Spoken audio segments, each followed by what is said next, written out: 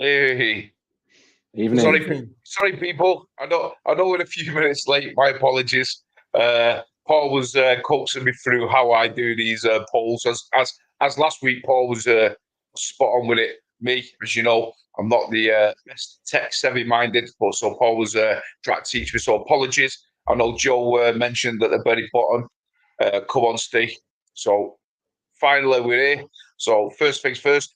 Evening, chaps. How are you? Good evening, guys? Evening. Good. Happy Friday. Really good. What about It's you, always good Steve? Friday. It's always good. Yeah, it's always good, mate. It's always good. Well, it's always good on a Friday when you're finishing. I'm working tomorrow, unfortunately, but yeah, only in tomorrow, and then I'm off Sunday and Monday, so it's not too bad. Nice. But yeah, it's not going too bad, mate. It's not going too bad, to be fair. But anyway, first things first.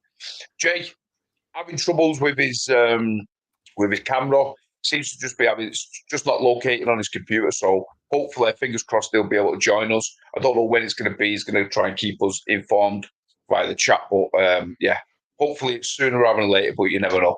But as we customarily do, we're going to go through the people who's in the house and who's joining us tonight. And I'm just looking here. Now, Tony, I'm going to ask you this question. I don't think you've been in here in this since 4:05 this afternoon. Because if you have, that's some hardcore waiting. If you've been waiting since 4:05, mate. So, absolutely fantastic. Appreciate it, as always. Russell is in the house. Evening, Russell. Cottage Reef, evening, Cottage Reef. Hope you're well. Trevor, as always. Texas Reefer. Skids, evening Skids. John, as always, just in time after picking up fish from a tank breakdown. Interesting. Haley, keeping time on us. Evening, Haley. Joe, evening, Joe. Hope you're well. UK 1M120. Tom's just left us. Stuart, evening, Stuart. Gus, evening, Gus, join us again. Reef 216. Mickey Boy's in the house. Evening, Mick. Olive Fins is in the house as well. And already we've got 41 people in the house already. So click the thumbs up, yeah.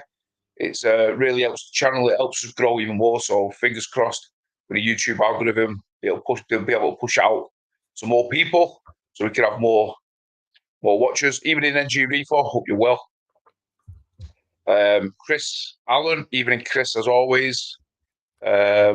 He's saying there first live. I can actually join in over the last few weeks. What's occurring? Anyone seen Yupul at Kraken? Looks better with age, but not 6K better. Not sure on that. You'll have to explain more, or unless Paul knows. Well, I'm just going to Google it to see what it is. Oh, it's a Yupul evening, Tang by Dripper. the looks of it. I'm going to find it. Yupul Tang. Oh, no. Yeah, stick it on and we'll share it. Evening, Steve, Paul, Tom, and Jane from Marrakesh. Ah, so you're away, my friend. What the hell are you joining us? That's hardcore, that, isn't it? He's joining us all the way from Morocco. Hey, enjoy, my friend. Enjoy. He has such a way. He has such a way with words, doesn't he? He does, don't he?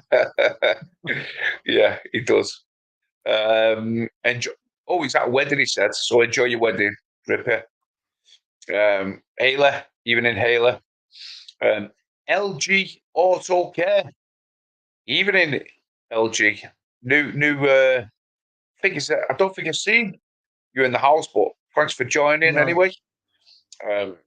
Signature Frags. Evening, Christian. Hope you're well, my friend. Rennie's Reef. Evening, Rennie.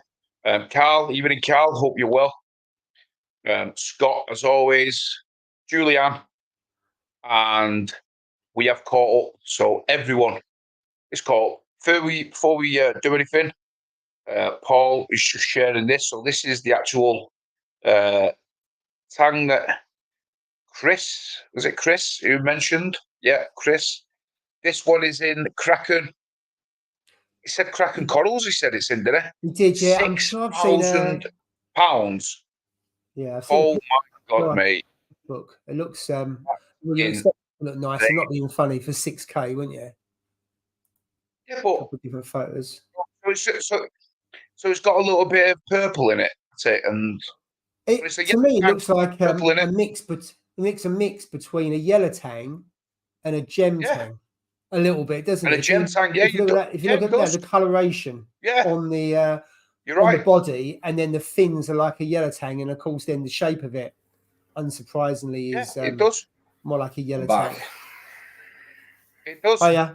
It's back. Hello, sorry about that. Hope you're well, my friend. Sorry. Right. We're all having issues. We're all having issues. Are you on about that purple and yellow hybrid? Yeah. Yeah, the Yerpul. Yeah, that Yerpul tang, 6,000 quid, mate. I believe, according to Chris. So if that is the case, that is just absolute madness. I mean, is it nice? Yeah, it's a nice fish, but would I spend £6,000 on a fish? No, absolutely not, mate. Absolutely not. You know what I mean? So, yeah, like you said, Paul, it does look like a mix between a yellow tang and a gem tang to me from that picture. Just the coloration, isn't it? Yeah, it does. Yeah, I know it's a mix between a purple and a yellow. I must admit, I prefer a yellow tang. I prefer a yellow tang. I love yellow tangs. Looking at the picture, yeah. And for £6,000, I would rather I think it's better fish. Loads of corals. Well, there's that. Yeah. Absolutely. Absolutely. I mean, it's nice. Don't get me wrong, but not for 6K. Absolutely, mate. It's nice, but I think I could spend my money on a lot more better fish, and as Tom said, more coral. Get a shoal of yellow. The shoal of yellows would be nice as well. I tell you what, that would be nice, wouldn't it? Oh, that would be stunning, wouldn't it? Oh, for sure. We'll spend that kind of money. Let's have a quick look. LG, said he's joined us. First time he's joining us on a live, but he's watched on a few on his business account. Apologies, absolutely no apologies there, mate. It's great to see you joining in. So if any of you guys have got any questions or anything, what we're going to do, last week was everybody seemed to enjoy it. So what we're going to do is we're going to do a continuation part 2. Yeah, I'm sure if any of you guys want to put anything up there, anything that we might miss, but we have got a little bit of a list, mainly from what Paul written down, to be fair, and stuff. But we'll start, I think, on what we left out with. And the first one, and bear in mind, guys, I'm going to be doing a poll as well, just like Paul did, if I can get it doing properly. Hopefully, fingers crossed, it'll all work out. And the lads will just carry on talking, but fingers crossed, like I said, we'll go on the first one. And the first one was, Paul, I believe it was, do we need a canister, RO DI resin, wasn't it? Is that necessary? So there was 2 on the RO, but we'll start with the one with DI resin, I think, on that. So are you going to be able, do you want to put up a poll? And then I'm going to do it, So on the, what should we say on the RO, is it, do you need DI resin in an RO machine? Yeah. Right, so I'm going to do a poll. Fingers crossed it'll go out, guys. So let me know if it does. I think it will anyway, to be fair. But you never know me. Do you need DI?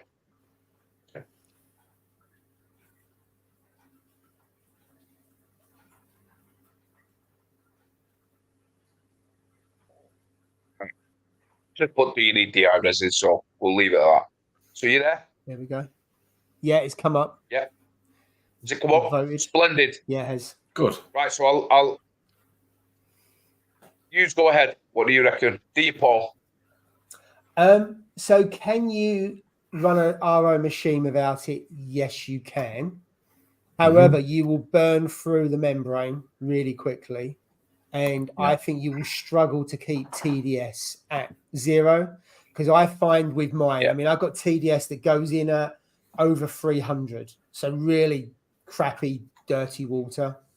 And as soon as it goes above 0, I change the DI resin and it goes back to 0. So the DI resin for me really helps keep the TDS at 0. And I've always run DI resin since day one. So I'm not too sure how long it would be before you start getting bingo numbers on the output. So I don't know what it's like not to have it, to be fair. But I can imagine if I have to keep on replacing it to stick it at 0, what am I going to do? I can change the carbon. I can change the other one, which I can never remember the name of.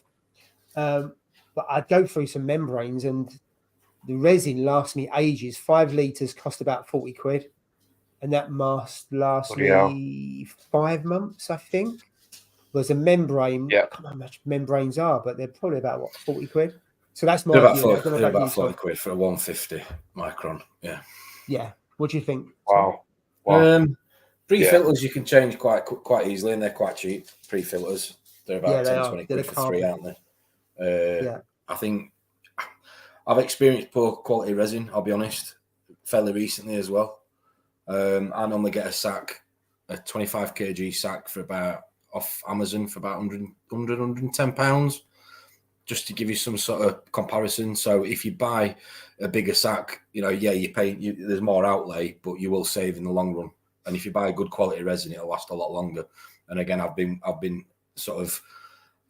witness to that recently. I went through, when I filled this behind me, a full sack, and it should have lasted a lot longer. And it was because it was a poor quality resin. The company that I bought the RO machine off, who've been really friendly. They do a lot of stuff on eBay, but the resin that they were selling, it wasn't the same grade resin that I'm used to buying. So therefore, it didn't last as long. So it might have been a little bit cheaper, but I paid for it in the long run. So I think, again, it's a coin of phrase, as I always do, you get what you pay for to an extent. So I must admit, I've only ever used one lot of resin, and that was from AAC. I don't know what the quality's like, but I can't imagine it'd be poor. But the husbandry as well, if you want to add to your amount of stuff you've got to do on a weekend or every other week, do you really want to, if you don't need to, why add to it? Yeah, true. Yeah. I mean, I can't really answer this, to be fair, because I don't use one. I've never used one. I used it at the beginning, and I did use resin in it, to be fair. Like Paul said, just burn out the membranes a lot quicker. But I used it very, very shortly. In fact, they're still literally brand new. I've still got the actual unit in there. And yeah, I would like to say, to be fair, but we'll have a look at the poll and see what. I think this will be just unanimous, to be fair. Yeah. And 90 votes. There's 44 people in, so come on, guys, put your votes in if you can. There's only 90 votes gone in, but it's unanimous and it's gone at 100%. So 100% people have said, we need it, which is what we thought, to be fair. Let's have you always say today you're looking after your water, don't you? So do you know what I mean? If you need to focus, if you're not putting water in that's 100% to start with, then you're gonna, why don't cry and spilt milk 6 weeks later when it's going wrong, and you've got algae blooms and silicates through the roof or whatever. Yeah. True. Absolutely. I mean, I'm not going to mention the dreaded thing that I use. So, I mean, but like when I've done ICP tests, really, I mean, little bits of silicates have been found in it, which I suppose. I mean, but then again, when I did an ICP, what I did do on my 170 once, it showed silicates, and I used the finger, the RO unit. So I don't know. There was only very, very trace little bits of it, but there was a little bit of it. And silicates could come from quite a few things, couldn't it? You know what I mean? To be fair, it doesn't have to just necessarily be the water and stuff, but even your container you're putting it into, if you don't keep it clean, you're going to contaminate it. Exactly, mate. Yeah. So for me, mate, I use that stuff, and to be fair, touch wood, I've never had an issue, and I've used it for years and years. So, yeah, that's a good one, to be fair. So let's have a look at some of the comments. If anybody's go on. No, go on, Paul. What I was going to say is, do you clean out your containers? Yeah.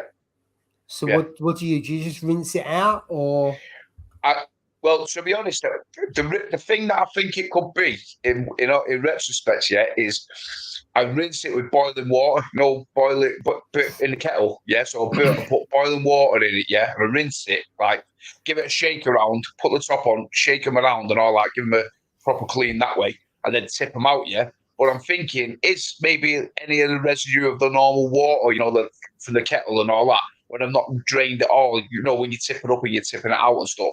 And then I go and fill it with the spotless water and stuff. Over time, could that affect it a little bits? Maybe, because like I said, it's only very, very minute amount of silicates that are on the ICP test, on the last two that I've done. So if it was major and there was some major problems, then it would be high, wouldn't it? It'd be crazy high, you know what I mean? If it was something to do with the water, the main water, because I'm putting tons, obviously, with doing it through the Calquasser, and then your RO, and then dosing it, through your RO and stuff. So there's tons of water going into the tank, you know what I mean? So, and like I said, I really don't know, to be fair. It's something that I'm not really bothered about because I don't have algae, I don't have any issues. So in my eyes, I think just keep it the way it is. You know what I mean? Everything seems to be happy, and I'm not going to change anything. You know what I mean? So. I use citric acid, so every so often, just as I clean the pumps, I'll put some citric acid in tap water, rinse it, leave it for a few hours, and it just comes out really, all the grime and everything that's in the bottom seems to come out. Then I just rinse it out with tap water, turn the containers upside down and let them dry out. And it seems to work, because you do get a build up of crud in the bottom, because they're the kind of the white tubs. You can see them a lot easier, and I do it across all of them, even the salt ones that I contain every so often, every 6 months. I'll just clean them out with citric acid, and it seems to keep them clean. I'll tell you one thing that I get, which I see. Your RO, your reef factory KH keeper. The liquid that go, the reagent. Yeah. If you look in the thing, mine started getting black spots. In the actual container. Like a load of black spot. It looked like mold to me, wasn't it? And I was like, what in the hell is this? And to this day, I don't even know what it is, mate, to be honest. Yeah, I rinsed it, boiled the water, did nothing. So in the end, I threw the container away and went and bought another 10-litre one. But it seems like, I don't know whether it's something to do with the reagent or what. But next, I should have took photos, actually. Yeah, or it was contaminated. I should have took some photos, and I never. And I looked at it, and I was like, when I was filling it up, I was like, what the hell is that? I looked in, and it was like only not tons, but only like some like black mold. Like as if you was had black mold or something, like on a wall or something. It looked like that, but there's no mold in my house or anything like that. So God knows what it is, mate. It must have had something to do with the liquid. Like Tom said, it might have been contaminated. I don't have a clue, mate, but it was very, very strange. In the end, I threw the stuff, but I should have took some photos of it and shown it to everyone, because, I really don't have a clue. I thought, to this day, I don't have a clue what it was, mate. You know what I mean? But it was the reef factory liquid, the reagent that I put in. But God knows. It could have been mold. This one does it. It could have been mold. Just the well, they got the light from the tank, and some of that would have been seeping onto it. Or maybe not. Then I don't know. Then it's down on the floor, isn't it? Yeah. I don't know, mate. If it happens again, this is a brand new one. But if it happens again, I'm going to take a photo and I'll film it and I'll show you guys, because it was strange. Do you know what I mean? But anyway, it's not doing it so far. So fingers crossed. Let's see what Chris has put. It's a cross between a yellow tank and a purple tank. Only 10 in the world. Steve's favourite LFS in Stockport was selling them at £10,000. Yeah, my favourite mate. My mate. Wow, that is insane. No, yeah. It's nuts, isn't it? No, I wouldn't, mate. I just wouldn't. Just absolutely insane. And we spoke about before that, with like the price of what things have going up, like stupid things. Fish and all. I mean, don't get me wrong, they're beautiful. It's a beautiful fish, but it's just ridiculous, mate. £10,000. I don't know how people could justify it, to be fair. Whether there's 10 in the world or 100 in the world, it's still not worth £10,000. You know what I mean? That's in my opinion, anyway. But I know what you mean. I wouldn't pay it. I won't pay it. You could put it in your tank, You could put it in your tank, and it could get battered by another one. Your epoxy little 6-line RAS who beats the living daylight out of it, and it dies. Could it imagine? Just imagine that. You know what I mean? It's the risk for me. No, it's the risk. There's always a risk in there. Let's be honest. You know, I've had it with this. Is it calculated? You know, it might be, but is it guaranteed now? Exactly. I've had fish in this system that I did not expect to be aggressive that have been aggressive, and vice versa. So, yeah, definitely. You never know, do you? You never know. It's a big risk to take for 10 grand. Oh, it's You'd be having sleepless nights, wouldn't you? I'd be having sleepless nights, mate, if I maybe sleeping with it. I don't think I'd be able to sleep. You'd have be up all the time, wouldn't you? You'd have 360-degree cameras around on every corner, wouldn't you? Where it is. That's nuts, though, isn't it? Let's see.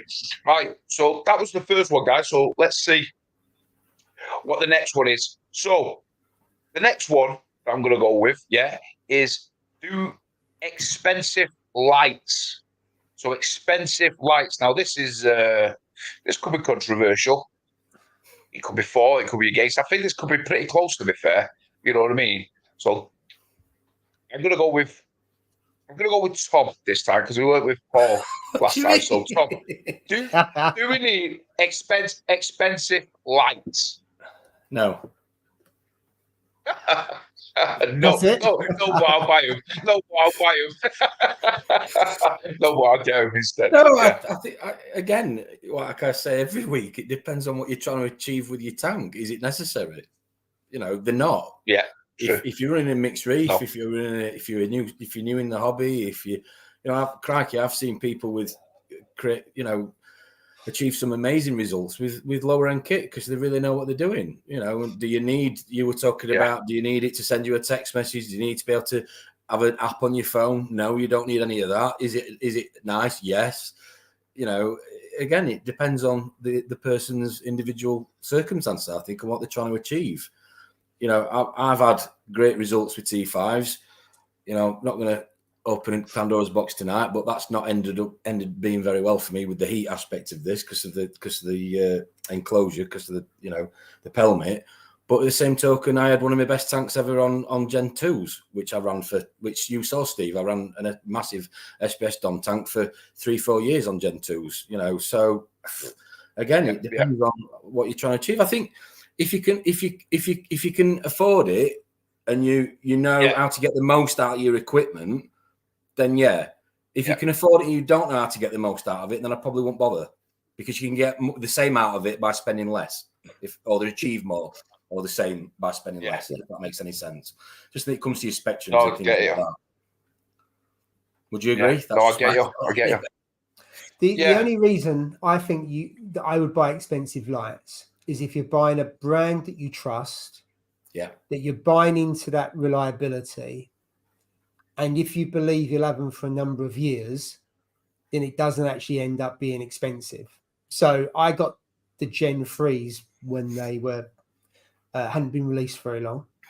The fact I bought them secondhand and I was half price, but I probably still would have paid full price. And 8 years later, I'm still using that Gen 3 over that tank, and it is still growing corals today as it was then. So if I go back and say, well, actually, that wasn't at the time was expensive.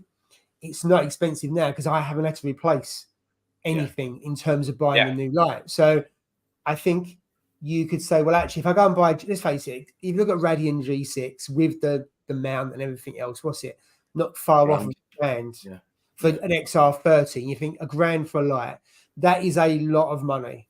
But actually, if you had that over your tank for 8 years, you'd actually say that's probably not a lot of money, because you're talking just over 100 quid a year. They're reliable. In terms of the Mobius, I'm not fussed about the app. Is good for setting it up, and then I just leave my lights. Occasionally, I might go into the Mobius app, but actually, I'm not a tweaker when it comes to light. So I think the only reason for yes is if you're buying into that I think the only thing with lights that's a misconception for me that people don't really think about when they're spending this sort of money is the part and what they're trying to achieve with the tank and the size of the tank.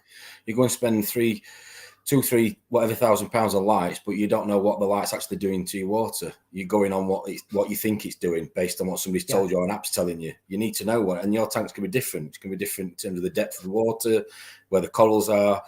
So you need, for me, if you're going to spend that sort of money on, on the right sort of light, you need to know what it's doing, how it's performing.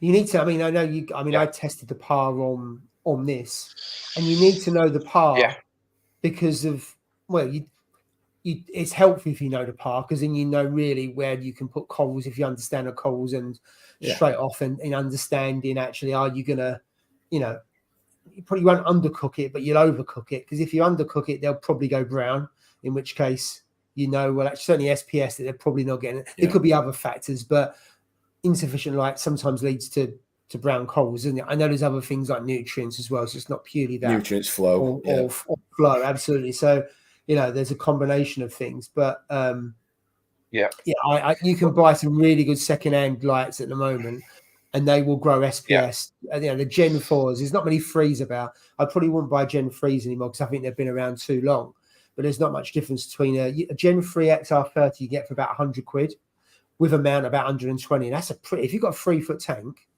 and you're doing softies or your basic LPS, one of those, or you try 2 XR15s, you're sorted. That's like £200 for probably 2 XR15s Gen 3. The only thing is, if one of them goes wrong, what do you do? That's the risk you take. So I think Gen 4s are a pretty good bet at the moment and really reasonable. What I'm kind of saying with the PAR thing for me though is that, like, most people will acclimatise, lights on a new system or an established system. They'll, especially a Radion or most lights, you'll do it based on a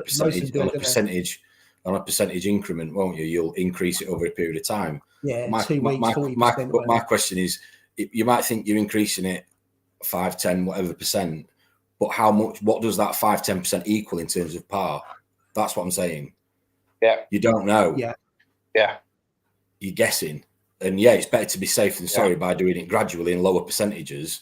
But if you knew what the percentages equaled in terms of what your actual light you're adding to your tank, it would make a difference in your decision making. Yeah, exactly. Yeah, no, I agree.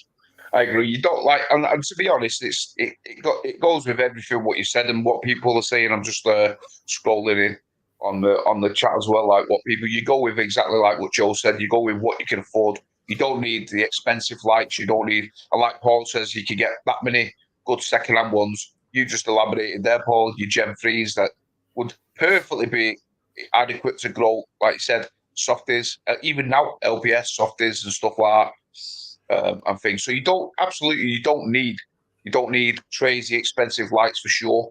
But I do believe that they do help. And like you said, Tom, you do pay for what you get. You know what I mean? You could go and you could buy some, crappy Chinese ones, and they'll do all right. They'll do good, for the softies and stuff like that. But then when you want to go into like the SPS, or let's get this little, it doesn't stand a chance. You know what I mean? It's not going to work. You know what I mean? In my opinion. But nevertheless, I have seen. I mean, one of my mates, he grew a load of what's it called? A load of SPS, and he had the Orfet bars. He just had Orfet bars.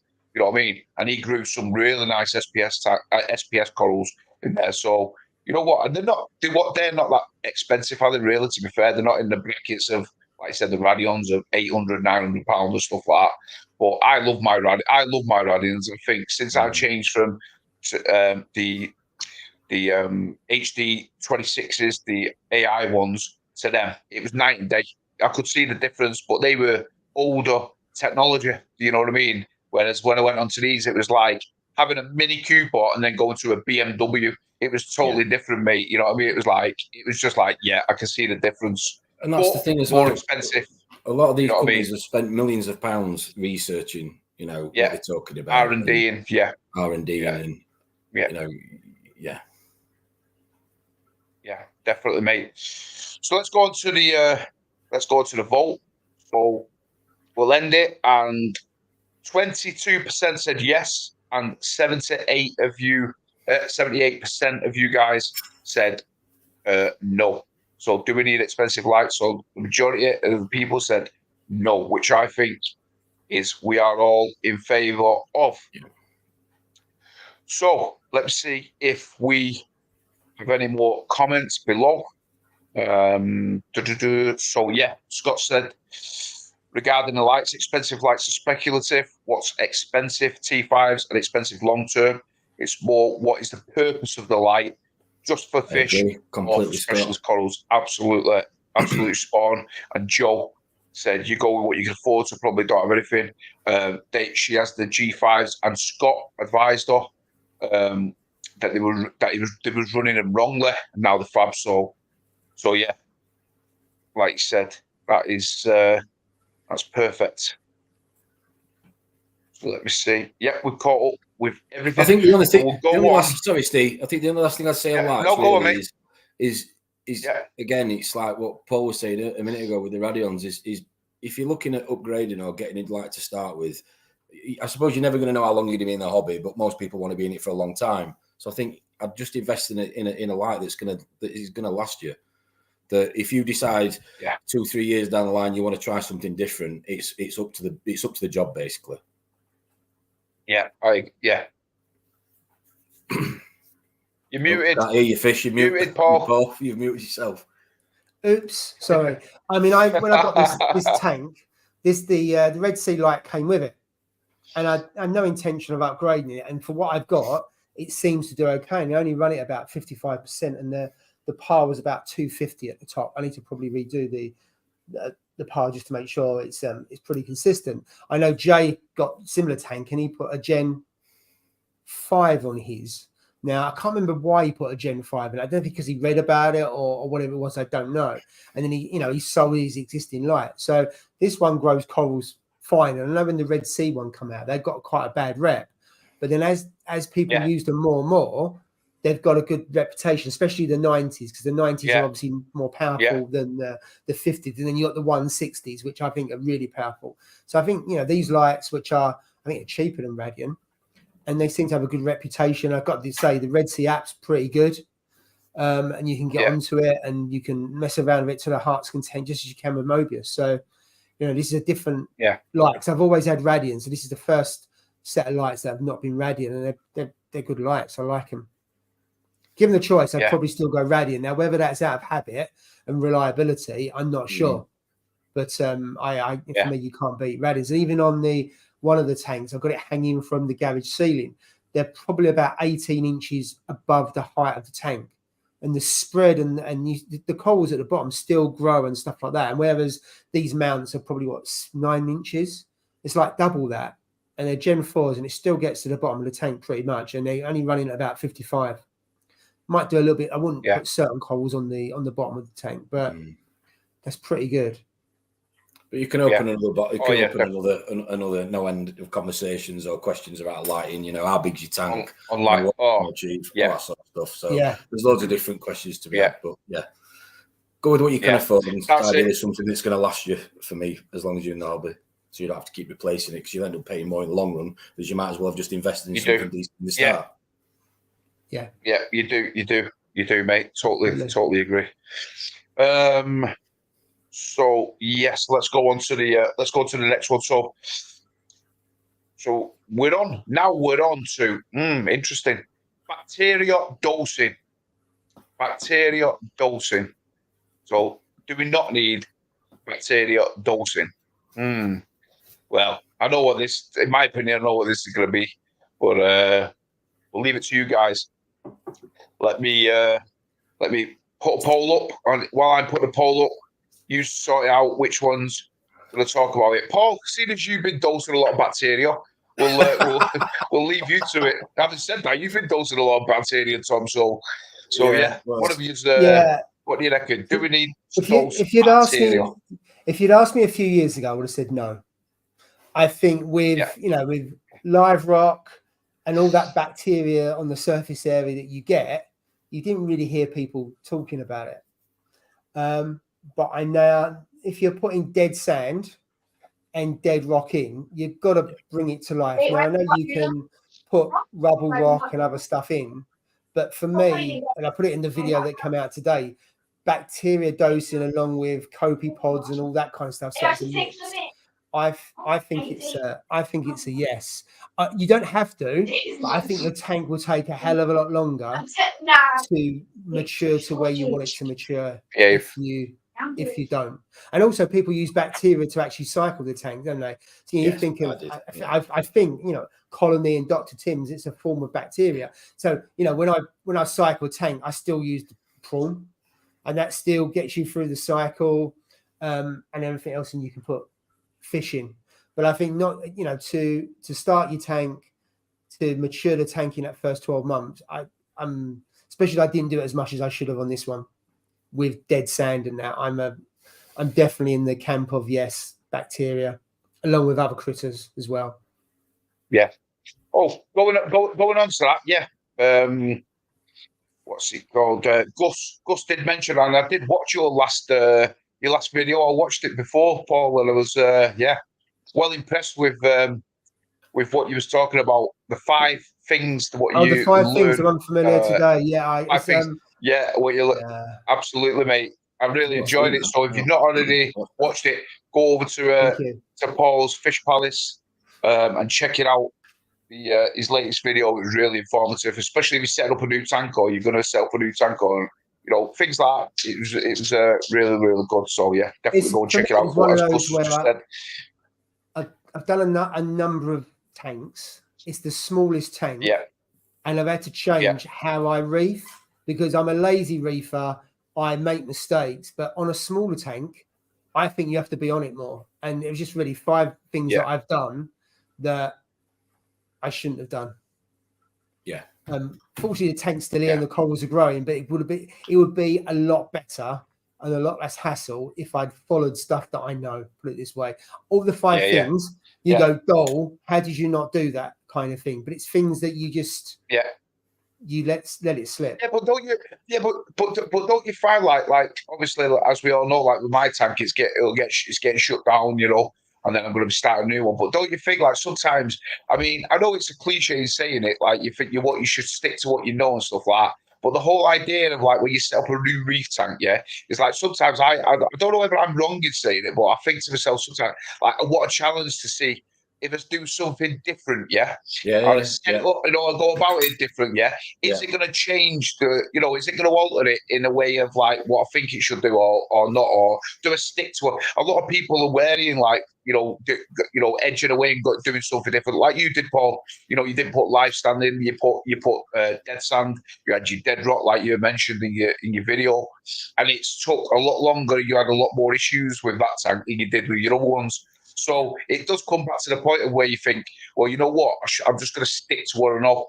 Stick to exactly what I know and don't change it, because if I change it, you're asking for trouble. You know what I mean? But there is a risk to it. A bit of the fun of it and a bit of setting a new tank up is to like, let's change something, let's do something different. Definitely. You know what I mean? But maybe, I don't know. I suppose it's each to their own, really, to be fair. You know what I mean, Paul? I do, absolutely. That's why I tried. LG Auto put a good point here, saying he thinks it needs a lot more research and investigation regarding different strains and what does, etc. Not just cycling bacteria, but phosphate removal, for example. Absolutely. That's what I've been spending a lot of time looking at, different strains of bacteria. I mean, I'm no scientist at all. I'm still in the early stages, but it touches on pretty much what he's just said there. If you've got the right level, if you've got the right strains of bacteria at the right levels in the tank, it actually saves you a lot of money and a lot of husbandry in the long run by controlling your nutrient level. Especially with obviously the KZ and the carbon dosing. As I said before, you're creating a strain of bacteria that's absorbing the ammonia and ammonium and not allowing it to convert. So therefore, you're not getting high levels of nitrate, which means you can obviously have more fish and feed them more to an extent. Yeah. And when I think of the big tank that I set up, I run no pops from day one. Yeah. Which is carbon. It was a small amount. I started off with 1 mil, and then as the nutrients changed, I then adjusted with it.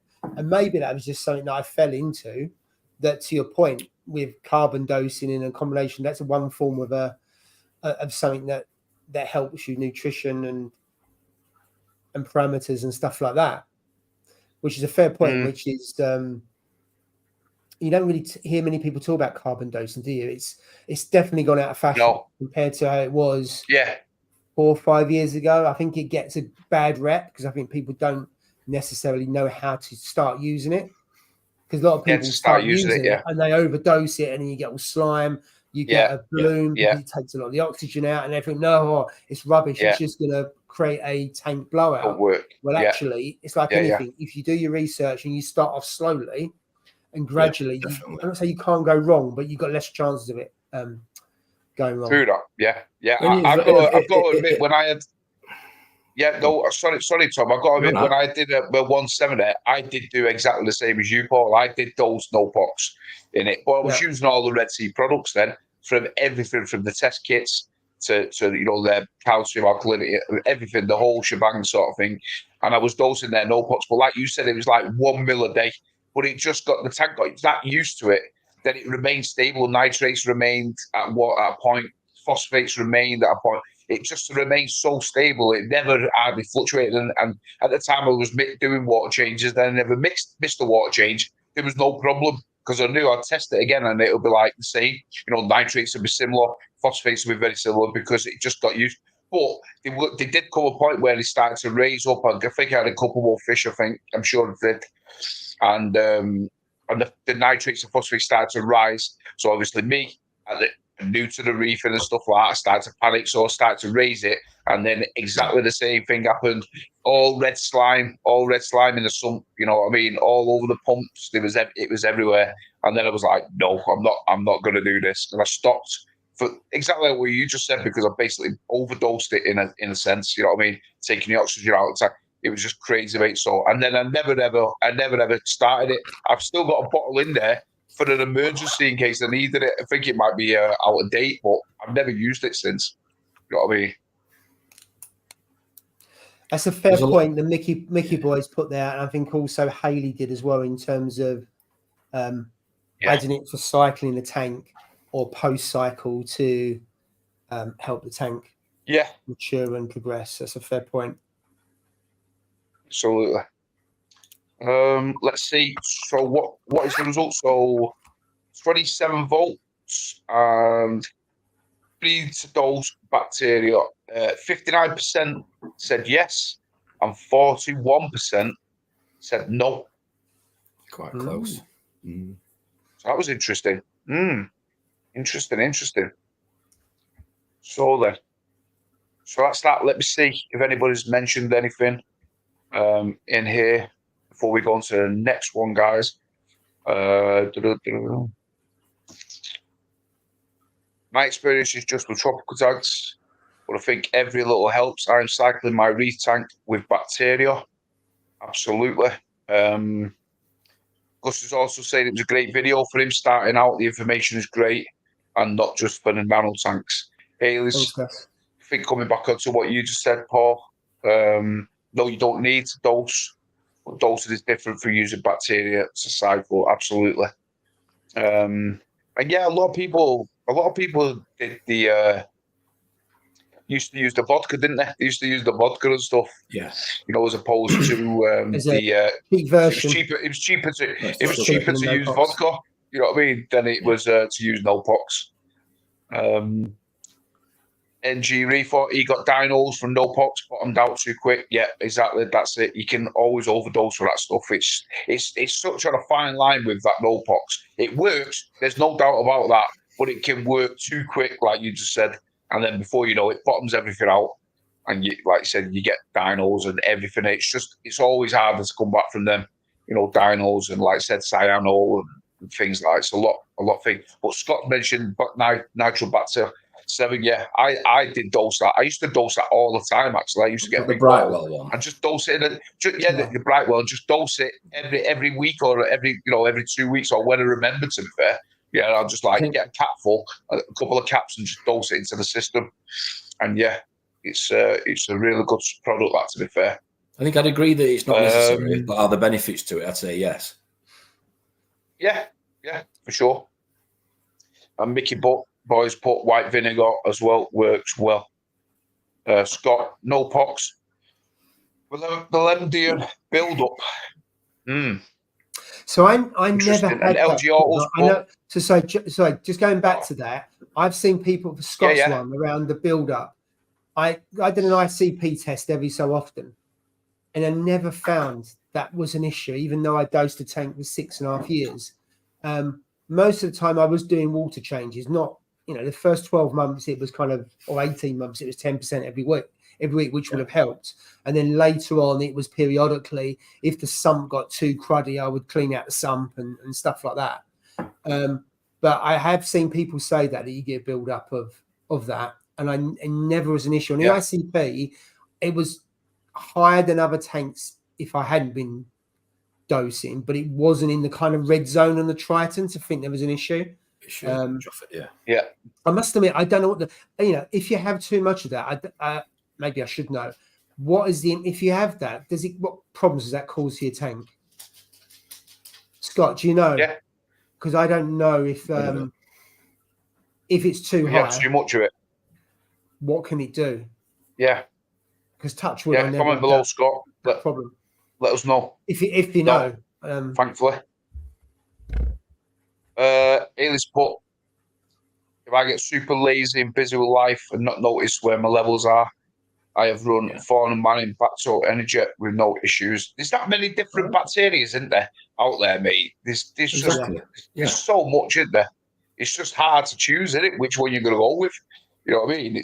But I do believe, like, if you go with one, or you should stick with it. You know what I mean? I don't know whether in fact, to be honest, I don't actually know whether there would be any change if you like alternated, switch from one to another, etc. I don't know whether there'd be any detriment to it. I can't see it, to be fair. I think you can. I tend to stick to one.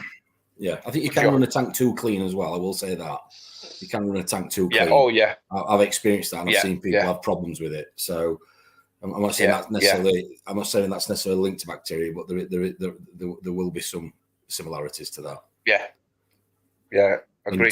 Well, to be honest, basically.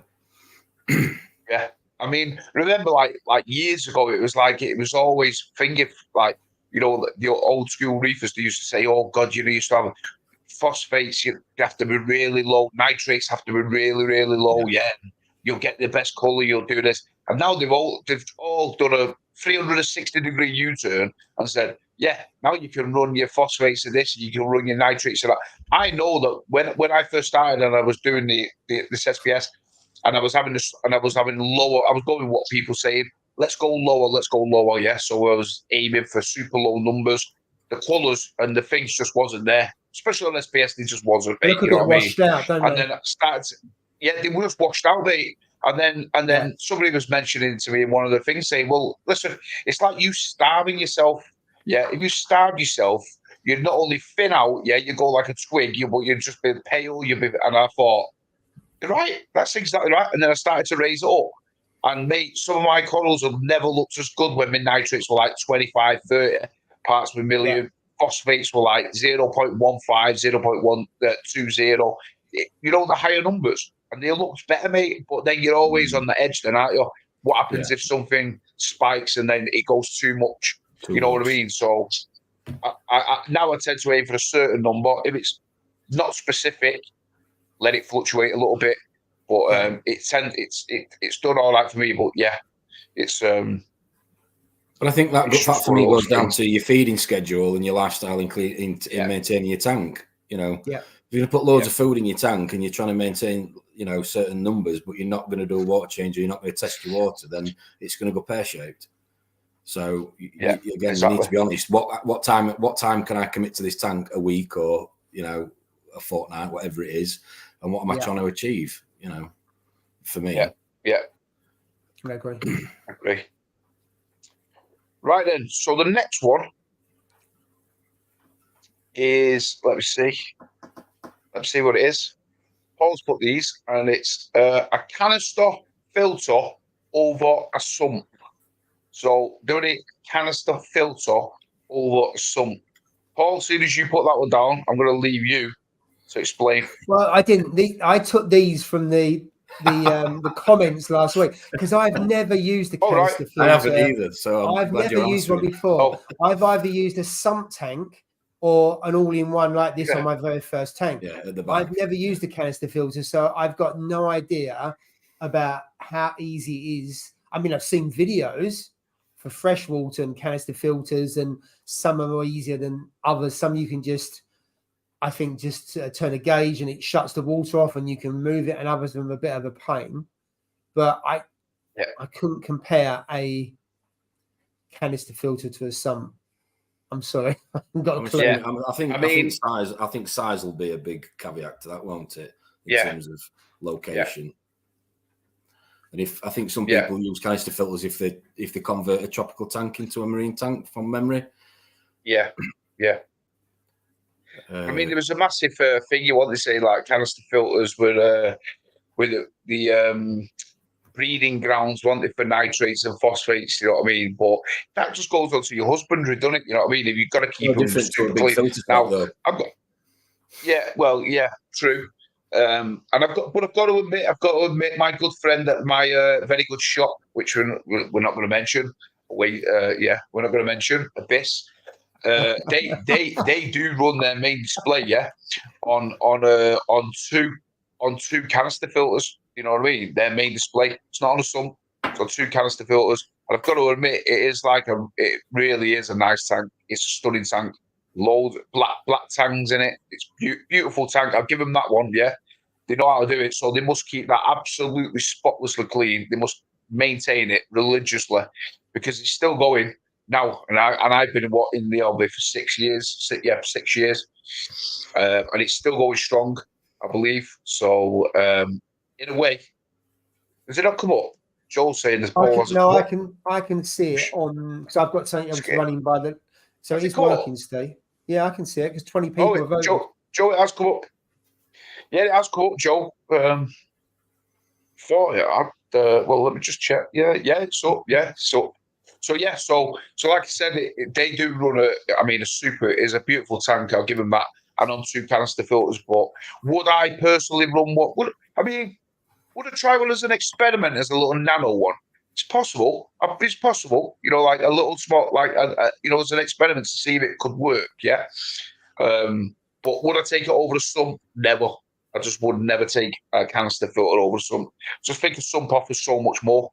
You know, in terms of everything, hygiene equipment. You know, more water volume, etc. So for me, it's sump all over for definite. But I suppose it goes on space, doesn't it, and what you can. What size tank you're gonna have? You know what I mean? Yeah, I would definitely take the sump over the all-in-one with this because I think you've got more flexibility. I can get a bigger skimmer. I could put reactors in there. I know you can put a roller filter in this, and I've seen pictures of them, but they look ugly because the roller filters they're about here and they stick out here. This has actually got quite a nice clean finish with this kind of guard that hides all of the skimmer and your dosing and stuff like that. So I wouldn't put a roller filter on that because I just think it just doesn't look good. It takes your eye away from your tank, doesn't it? Yeah, I think so. So for me, definitely, a sump I think makes it easier and more convenient. When I look at what I do on this compared to the other two tanks, and especially the Red Sea Reef for 170, because I mean it's still 70% more water, but a lot of that is down to the sump. So that is easier to run because it's all hidden away. It's not as noisy because it's within the cabinet. And if I have a problem, I can stick a reactor in there. Now I could put a reactor in there, but it's quite a challenge to fit that in. So for me, I think a sump wins all day long compared to an all-in-one. I know that's not the question, but with canister filter, you can only do that, can't you? You could probably add another one to it, but it's not something that I don't think I'd try as an experiment, but not something I don't think I'd run one if I was running corals. I think I'd fish only maybe or soft. Fish only. Yeah, fair enough. Yeah. And Scott's put canister filter only allows mechanical filtration and anaerobic bacteria. Hard to get aerobic bacteria, and they are crucial in the nitrogen cycle breakdown of ammonia to nitrite. So Scott's just clarified that. And on that note, I think we shall end the poll because we know where this one was going. And canister filter over a sump, yes, 0, and no 100%. So that is unanimous. That's a majority, yeah. So thanks for voting on that one, guys. LG Auto has just put down used one as a temporary water polishing filter, but not for a filtration side of things personally. More room for different stroke better equipment. Obviously, if you're using some, absolutely. So that one has gone. Now this one. Sorry, Jay has messaged. He still can't get his camera going, and he's given up. What was the message? Right. Yeah. So Jay is not joining us. So let me see. So the next one, which is, well, this could be a good one, is do we need, no, not need, a battery backup? So a battery backup on your tanks. Now then, let's post this one. So, Paul, battery backups, yes or no? Yes. So I've got yes. Where I've got the Vortex, I've got a battery Yeah. backup on both of those tanks. And in the past, I've had power outages for 6-8 hours at a time where I haven't been here. Now, has it saved the tank? I'll never know. But it has helped and give me peace of mind because they run at 10%. So at least you've got some flow in the tank. Turnover. And therefore your oxygen still reduces because it's nowhere near where it is because the return pump dies. And if it was really cold weather, but I think it's more of a concern I'd have about flow than I would temperature. Let's face it, if they go 24, 48 hours, probably with a battery backup, unless you've got a proper battery backup that does both heat and flow, the tank would probably crash. But for the 6 or 8 hours, it has, I don't know if it's saved the tank, but it's given me peace of mind. So that's why where I've got Vortex, I buy their battery backups, and they work. And I test every month. I test them by turning off the Vortex at the mains, and then they kick in straight away, just to make sure the battery's still okay. So for me, it's a yes. They're not on this build because we're lucky enough to have a generator in the garage, so that's our backup. But yeah, I'd definitely recommend having a backup. Again, it depends on what you've invested into your system. But and again, you haven't got a crystal ball to tell you when you're going to have a power cut, how long it's going to be for. And the last thing you want is to be stressing out. You know, if you think dealing with high temperatures in the summer is a stress, having no power for 6, 8, 10 hours is even worse. So yeah, I'd definitely invest in something like that. Again, it depends on what you've got in your system. I think fish only. You know, you can go out. We've had power outages before without a battery backup, and the fish have been fine. Corals I've struggled with. So again, it depends on what's in your system. I think really, and they're not that expensive. I think you can pick them up second hand they're not a massive amount of money. Obviously, second hand battery, whether it lasts as long as a brand new one, I don't know. Probably a topic for conversation another day. But I think you should always have a backup. It's like having a spare heater, as far as I'm concerned. Yeah. I've also got the battery air pumps as well. So I've used that when on this tank hasn't got a Vortex, they haven't got a battery backup. I do need to think about getting a different battery backup for this one, for the Nero, because then that's the flow in there. But I have got the the air pumps as well, and I've got loads of batteries. So you could, if I'm not here, well, it's tough luck, isn't it? But if I am here, I can always put that in if I think that if it fails, because those battery air pumps, you can half get some air out of them with basically 2 or 3 A4 batteries, and they're really cheap as well. I think you can get them for about 10-15 quid on Amazon. So if you're in a lot, that really helps in terms of the oxygen in the tank. So that's a real cheap version if you're around, because the Vortex ones, I don't know how much they are now, but I'm sure I paid about 150 quid. the Vortex battery, which I know you can make your own and you can see them on YouTube and everything else. But for me, it was the convenience. And when you see some of them have got car batteries and they've got wires coming out of them, I think I ain't going there. That's a recipe for me to just have an accident. So for me, that was the convenience. Exactly. The Ecotech one's quite a sleek bit of kit from memory. I've had one years ago. I think you can mount it to a cabinet, can't you? So it's it's not fall into your sump, etc. So I think they are a good idea. Absolutely. I agree. I agree. I mean, I'm like you, Tom. I've got a generator. Not that I've ever used it. To be fair, I've only ever used it once. But I did have in my house, as we know, it's an old house. But we had an issue the other day in my son's bedroom. I explained to you guys where the actual socket caught fire. I don't know why, because the RGB and the thing should have tripped. Didn't trip. Thankfully, I heard my lad screaming, and everything's okay. The house didn't burn down. But if we wasn't in, Christ, mate, that could have been major. And since then, every plug or every other plug, you switch, and if it gets too much power, it seems to trip. Now it's tripping my tank off. So I had an electrician around, and he's like, he tested the terminals. I don't know what he did 100%, but he went round and he tested terminals, and it's the wire in there is it's got to be over 20 years old. You know what I mean? It's got to be, so. And he was like, it needs a new rewire. This house needs a new rewire. You know what I mean? So that is another thing what I've got to take into consideration with this. And to be honest, like I said, I suppose with me closing this tank down, it's going to be, I'm going to get everything done in the house so it can be redecorated, rewired, everything, the whole shebang. And then when I get my new tank, it's just going to be in there. And it's going to be all ready, and I won't have to worry about power outages. Not that it won't happen. I'm sure it will. But the first thing I'm going to do is 100% is get one of those Ecotech battery backups, and I'm going to stick it on. Because like I said, I run the majority of Ecotech gear on here anyway. And I'm just going to stick it on. And it just makes sense. And for the sake of, like you said, when you have corals, which, when you pay stupid corals for stupid prices for corals, and we moan about £140 or £150 for the battery.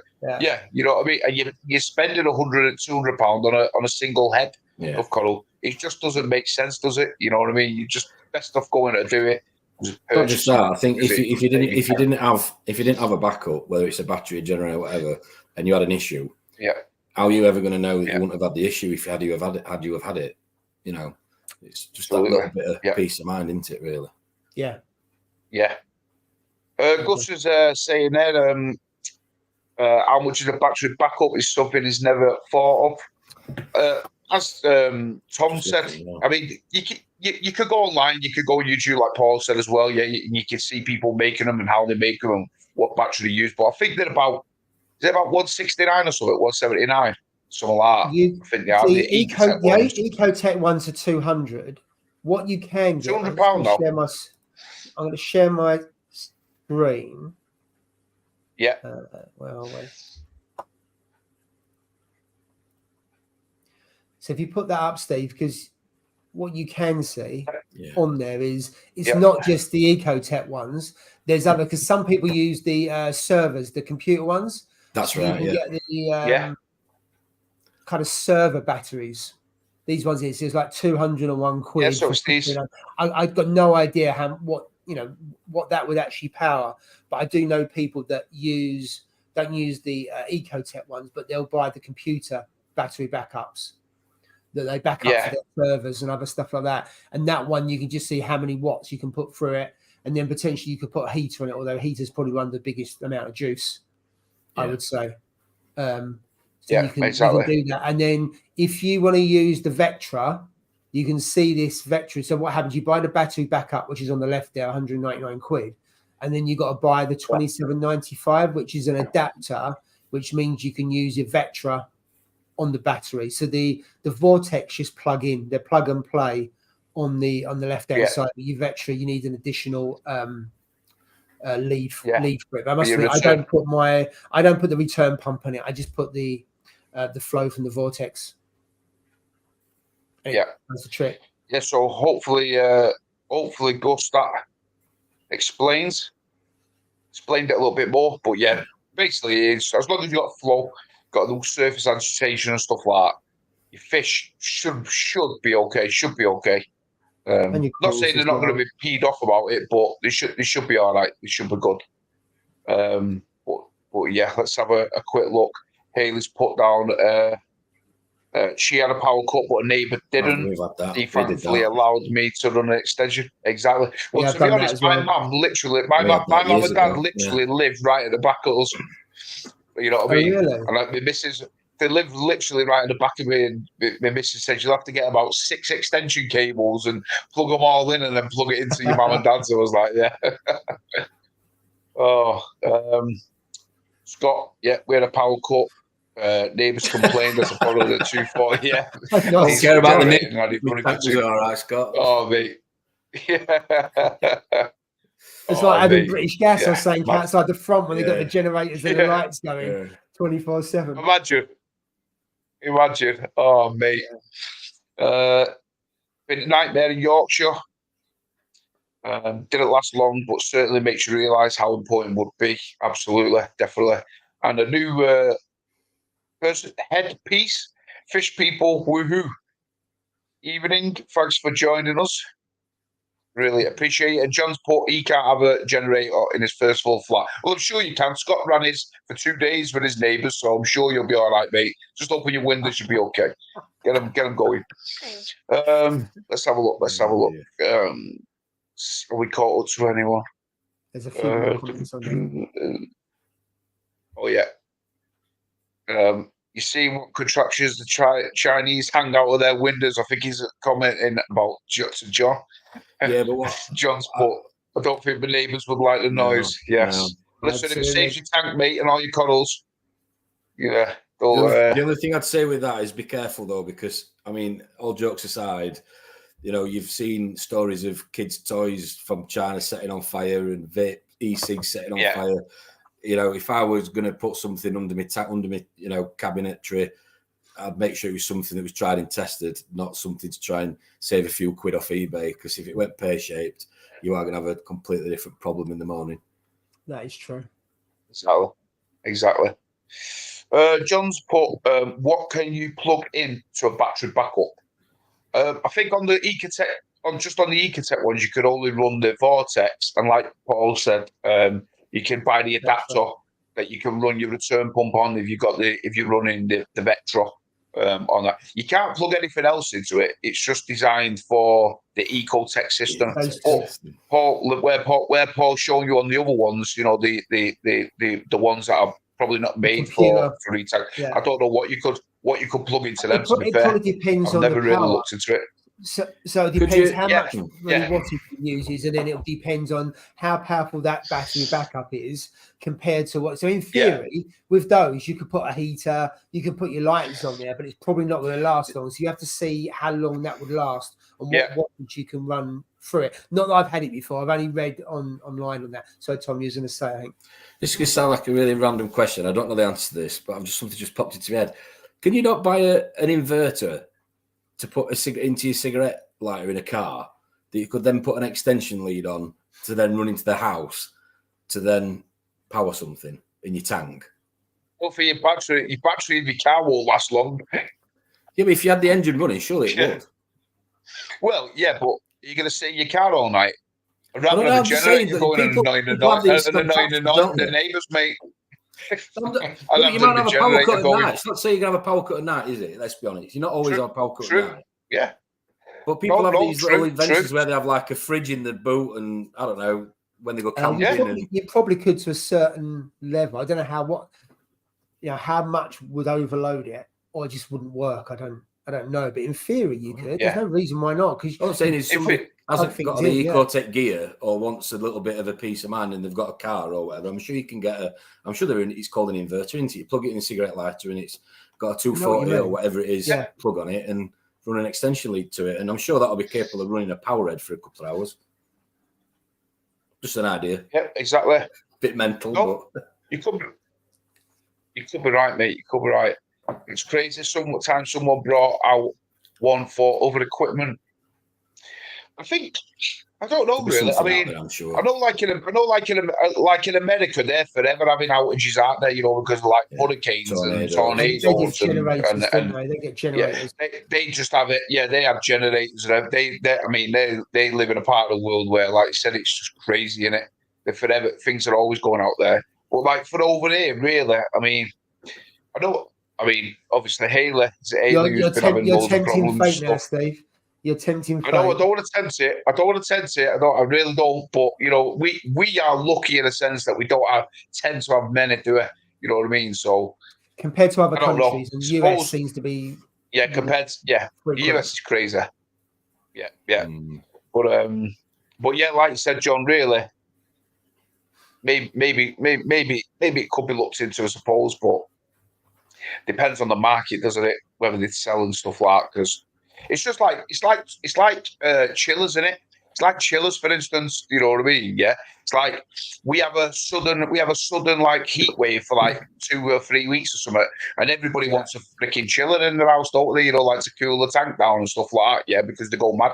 Whereas like in America, the majority of tanks over in America have chillers on them, don't they? You know what I mean? Because of the weather and stuff like that. Didn't they? They're quite often or the AC, yeah. I know what you mean.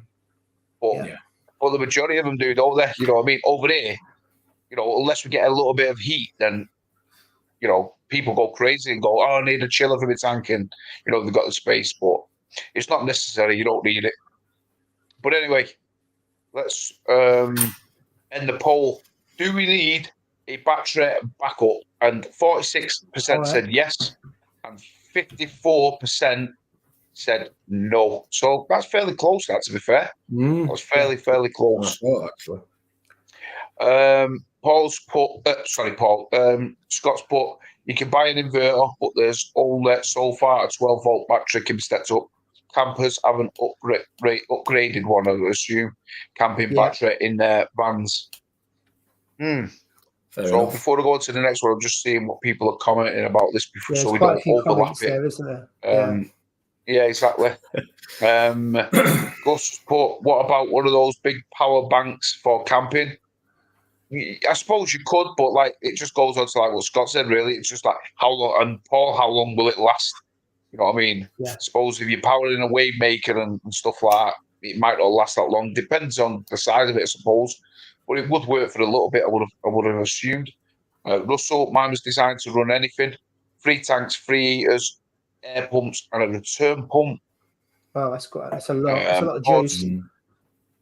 Exactly. Automatic changeover inverter does it perfect. Gus just put, I don't actually think I've had a power cut in this flat for 5 years. It. Listen, we don't want to jinx it, my mate. Yeah, I really don't want to jinx it. Apologies if we have. And Scott's put, I've done a small inverter in my van. It barely runs an inkjet printer and drains the battery quickly. Even with the engine running, it sucks more power than the car's inverter produces. Enough, I think that has clarified that. Basically, it's saying it's not going to last long in there. And James Williamson has put, I literally bought a £500 petrol generator in case of electricity fail. No use if I'm not there, but best I could think of. Absolutely. Totally agree, my mate. Let's have a look. But then you go back to your argument the other week, Steve, about the automated stuff and the apps and stuff, because you would get a notification, wouldn't you, saying it had gone offline? Yeah. So you'd know, then question, is it an internet issue or is it a power cut? Yeah. Well, that's what you're doing, it. Yeah, I mean, like obviously, because it goes on, like what you just said, it goes on to the Apex and stuff. The Apex then sends me a email saying it's gone offline. And then I go, right. So then what I do is then I automatically go on to my KH keeper.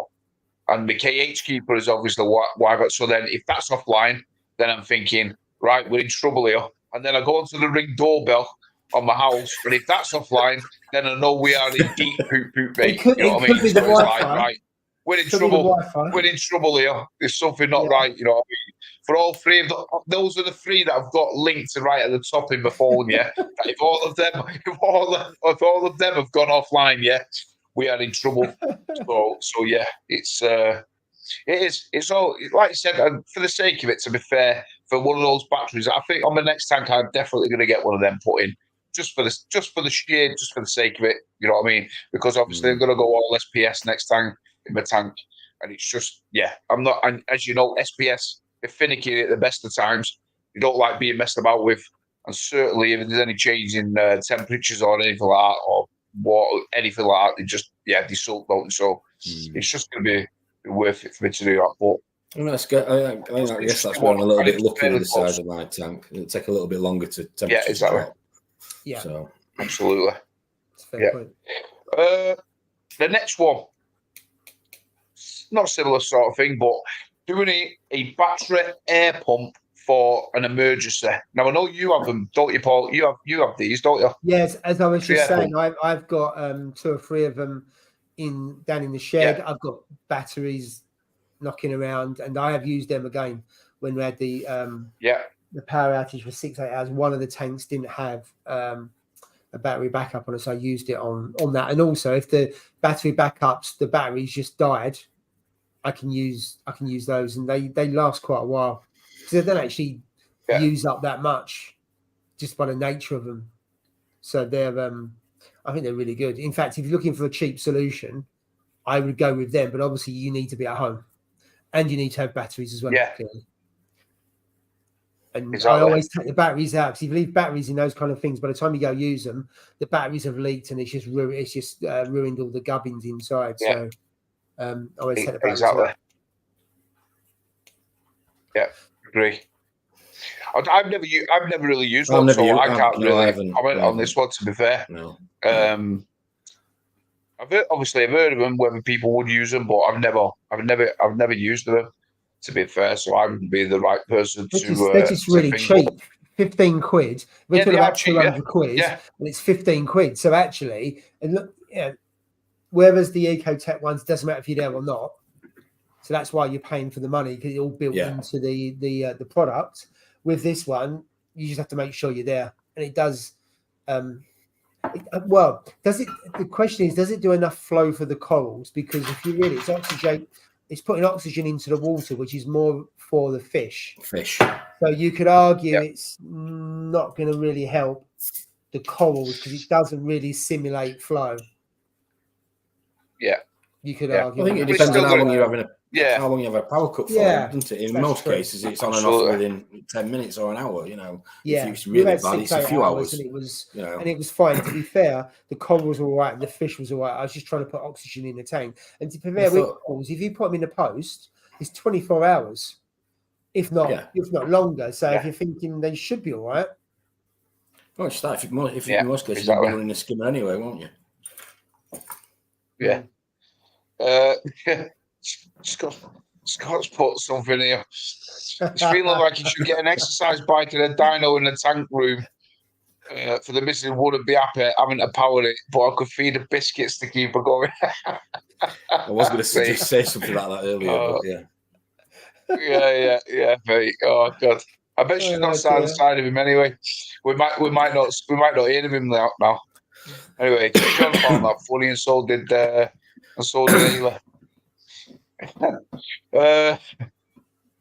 He's got a question for you as well. Fish Palace says your nano changed behind you. I'm sure you were a floating skate. No, different tank. No, so this one's the Max Nano Peninsula, 100 litres. So obviously that's that. And then in the garage, I've got the Red Sea Reefer 170, and that's got the floating aquascape. So they look quite similar. Yeah. So this one's still going on. 2 minutes. So we're going to give 5 minutes people to think, and it's pretty close so far. To be fair, just goes to show what, like I said, different people use different things, don't they? You know what I mean? Some things like I've never used them, never ever used them. So I wouldn't even have a clue. Too much, you know what I mean? Too much of your attention when you're running a tank is what you need to run the tank in the first place, not what you need if the tank can't run. So it's a fair question. Exactly. Definitely good conversation. Absolutely. Anyway, Gus said he's got to go now. Thanks for all the info. You've got me thinking again. Thanks for joining us, Gus. Once again, mate. Really appreciate it. Yeah, enjoy and yeah. Let's have a look.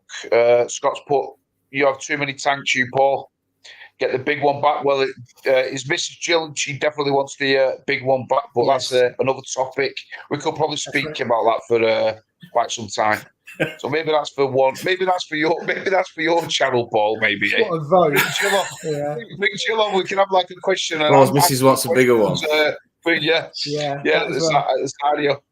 That'd be good. I like that one. Yeah, thanks for that, Steve.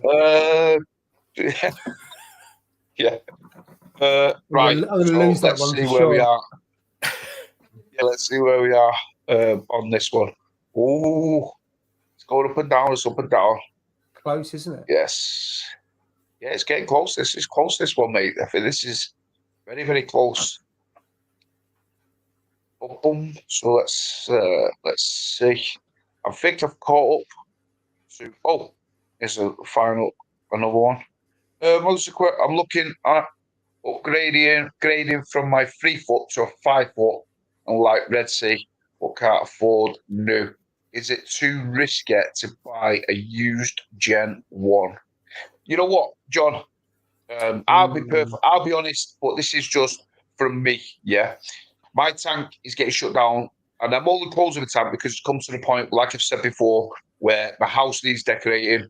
The tank is now coming up to 6 years old in March, and stuff. Yeah, like obviously now that I know that the house needs rewiring and stuff like that, it's just for me, it's just the right time, and then I can get a new tank, a new exciting project to go and do and just get on with once it's all done and dusted. Yeah, the missus is happy, as you know. A happy wife is a happy life. So for me, everything once that's all done, it's fine. But is it risky to buy Gen 1? Me personally, I wouldn't buy the Gen 1 one. I'd probably go for a Gen 2, if anything. I mean, you can pick a Gen 2 one up for a pretty decent price, to be fair. I've seen Gen 2, not 5 foot ones, but I've seen a 425 ones and stuff like that going for a decent enough price. But a Gen 1 one, I always go with my tank, with it being 6 years old, I always read up on forums that 7 years to 10 years, the seals can go. For me, mate, I'd rather than taking the risk of like draining this and setting up and starting it in this one again. It's for me, I might as well just get rid, just sell it. And if somebody wants it as like say in the garage as a frag tank or whatever, then so be it. But me personally, I would go for a Gen 2 one. I wouldn't go for a Gen 1 one just because of the seals, really, to be fair, and just the risk. But that's me anyway. That's why I wouldn't do it. Paul, Tom, I don't know what your opinions are. Would you go for like a 6 year old? Because a Gen 1 is going to be 6 years old, 7 years old. The Gen 1 version. I wouldn't. So I had the 450, which was a Gen 1, and just under 7 years, and that was the cabinet was battered. And I've actually got the 170 that's in the garage. I was looking to see, even though that tank's only been set up for 3 years this December, I've had the tank since 2016. So that's 6 years because I've had it. I got it originally to breed fish, and it's gone through about 2 or 3 different versions of the tank, and that's pretty battered as well in terms of the door, but the silicon and everything else in good condition. Would I buy that from someone else? No. There was a Sea Reef for 450 that was going for free on Ultimate Reef, and I wouldn't buy it because it's 7. Would I go and buy a used tank that was maybe 5 to 7 years old? Probably not, regardless of the make. Because for me, I think that's too. I think that's too old. The only exception would be a DD tank, so you can get the DD 1500. Their cabinet. So my one's coming up to 4 years old. Immaculate, not a mark on it. All of the cabinet, all the seals are all siliconed and all that, so it's a really top quality. If I saw one of those that was say 6 years old and I looked and it all looked in good shape, would I buy one? I think I probably would, because I know those cabinets are really good quality. So